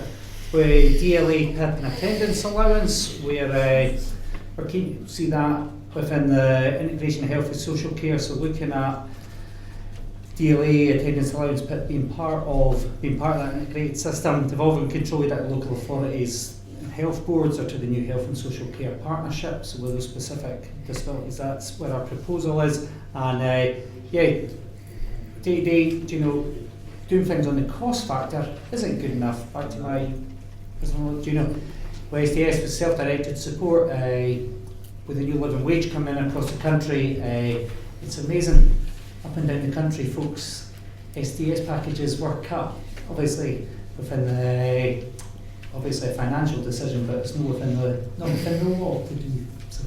Okay, thanks, Ian. Right, I'm just going to be democratic here quickly. Dan, we'll go with you. Okay, thanks. The Scottish Greens believe the devolution of some powers of social security offers us in Scotland a huge opportunity to map a different course to the one that has been mapped for us, Ian, Chris, by previous UK governments. The DLA PIP reforms, amongst reforms as well to ESA, have been done not with the consultation and co-prediction from disabled people, and they've been absolutely ruinous, and there is an opportunity to map a different course. To answer the first question, we would start to do that straight away. We think there's because of how I've outlined just now about what's going on. I think there's an opportunity to start all over again with the social security system. That's why we would want a social security commission, but we can't wait until that report. So we'd have some interim changes to DLA. One of the first ones would be automatic granting of PIP, and then it would be reviewed in retrospect rather than making people wait often a long time. And also we will want to get rid of repeat assessments for degenerative and long-term conditions where the condition is unlikely to get better. And we also want to make that process of reassessment a much more dignified process, and try to do that, for example, through the telephone and through post, rather than hauling people in, often into accessible offices to be humiliated, which is what's happened in the past couple of years. So there is an extraordinary opportunity to do things differently, and that's what the Scottish Greens want to do. Okay. Oh, right, Chris. So to echo that, we would like to use this opportunity to do things differently. The Scottish Liberal Democrats see the next 5 years to build up a Scottish welfare system that has cross-party consensus, that sees a welfare system that underpins the respect and dignity of the individual, and actually, rather than what is current, which is, as rightly said, is currently based around economics and a can't-do service rather than a can-do service. I'd like to see that changed, and I certainly advocate that if elected. We believe that these changes would then support individuals to make sure that they get the right service. However, I don't want to just see a quick fix, get in, use the new powers straight away and get it wrong. This does need a proper engagement process with cross-party consensus, but most importantly, direct engagement from groups such as yourself to actually make sure that the system is fit for purpose, which I believe the current system is not. And I think you're a valuable asset to do that. And I'll leave it at that. Okay, thank you. Nice to be a valuable asset. Marco. Well, I'm glad that everybody supports the engagement with the community here. It's something that the Scottish Government has been doing. We've engaged with 100 organisations on the design of social security for when the powers come in, and we have already taken things from that. We've taken from that the need for a wholly new agency in Scotland, rather than, for example, trying to pay the DWP to do things differently, which I don't think is on anybody's wish list at the moment. The issue for assessment being a particular one, to introduce long-term awards where appropriate based on conditions. That's something that's in our manifesto that we will do because we've listened, and to set up disability benefits assessment commission that will co-produce this sort of work with disabled people. It is important that we talk about respect here. That is at the heart of what we want to do, because that's what we've heard. Mm-hmm. We need to get to a place where the them and us thinking that is being spread around by various people for political advantage is gone. I have a disabled father, I have a disabled nephew. Most people have friends and relatives that are disabled, even if they are not themselves. It shouldn't have to be about connections like that, but those are very strong. But I want to get to a place where everybody is seen as having the intrinsic worth on the basis of being human beings, and are treated that way by the social security system. And the sooner we can get to that, and the sooner we get not just the 11 powers that are coming, but all the rest over welfare, so we can run it across the entire social security system, frankly, the better. Right, thank you, Marco. Right, Matt, if you'd just like to come back briefly with your ideal answer from your table. And I will rush her very quickly. So No. I was saving you around there, but there we go. The ideal answer is probably out with the powers at the moment. However, it is the ideal answer, and the ideal answer is what would you say again? An income? Yes, a citizen's income. It's great to hear such positive inputs from the panel. Let's see how those positive inputs turn into realities. Thanks. And a citizen's income, for those that aren't aware, is a set sum of money which would be given to every citizen. Okay. Thank you for that input, Nick. Thank you, everybody. Thank you very much to the panel for their answers, which may or may not have been comprehensive enough for everybody here, but I hope that when we go to the ballot box next week, we have a little bit more of an idea about who we want to vote for and the policies of each of the parties. And thank you very much to the audience. You actually did very much of the work for this afternoon. Before we finish, I'm just going to hand back over to George and Phil, who have got some closing remarks. Thank you, Sasha. So yes, my closing remarks are really just to say that this has been a learning experience, certainly for Disability History Scotland. I'm sure Inclusion Scotland too are pleased to have an example that they might be able to replicate elsewhere as a different way to engage and a different type of engagement. May not be co-production, but certainly co-production from ourselves, DHS and Inclusion Scotland, has led to what I think has been an immensely enjoyable and quite informative afternoon. Again, like Sasha said, I think the main work has been done by you guys, all sitting around the table and all being very chatty and coming up with some fantastic ideas.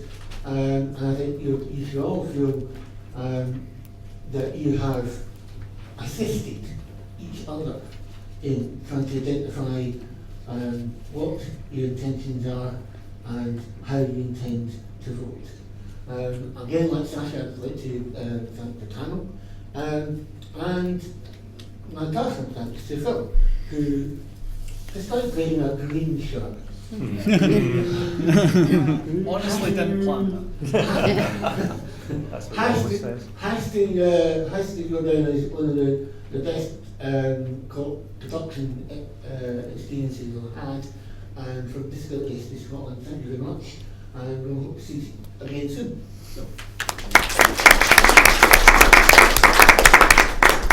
Thanks very much. And yeah, sorry, I really didn't plan the shirt. This was the last green one. I promise. I'd just like to say, I add my own thanks to the panel and to Sasha for chairing. You've all done really well. It's been a really interesting question time session. But as George says, the real stars of the show have to be yourselves, the participants. I've been bowled over at the level of enthusiasm and engagement that you've all put into this event. I'm absolutely delighted with how it's gone. We really were setting out to try and set a benchmark and throw down the gauntlet for parties, showing this is how you can be more accessible, this is how you can involve disabled people better in politics. This event has been live broadcast to YouTube so that people who weren't able to be here for whatever reason could watch. As you can see, we've captioned the question time part of the event. These captions will be turned into subtitles and will be added to the video later so that people who couldn't attend at this time will be able to watch it back later and hopefully find it fully accessible. The co-production aspect of this has been great, and we've heard from our candidates here today how welcome that's been to them. So it sounds like we've got an open door invitation from all the main political parties, and I'm sure the others in Scotland as well. Disabled people are welcome in politics. We're here to help you do it if you need support, but we're relying on you as well to help us to develop the means to do it. So thank you very much for taking part. Monitoring forms are coming round. We'd be really appreciative if you could fill those in. And there are also event evaluation forms we'd like you to complete as well. If you need any assistance to complete those, please just ask. If anyone has travel expenses that they haven't yet spoken to, in particular Janice at the back of the room with the high-vis vest, you can sort those out before you go, or if you prefer, you can get in touch with us by email and we can sort it out after the event. Thanks so much. That's us finished.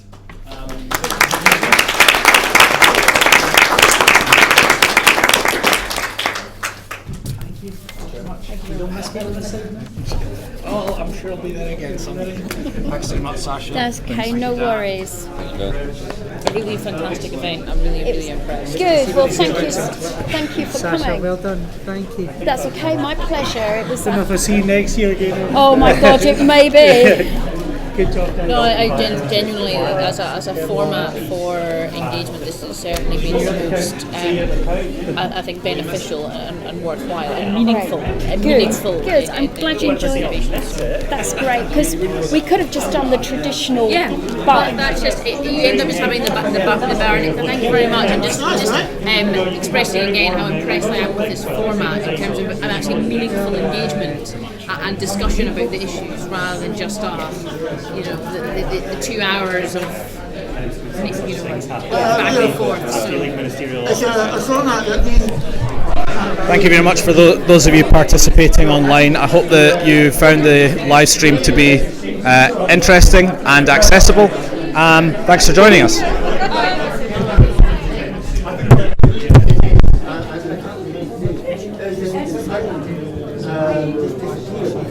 So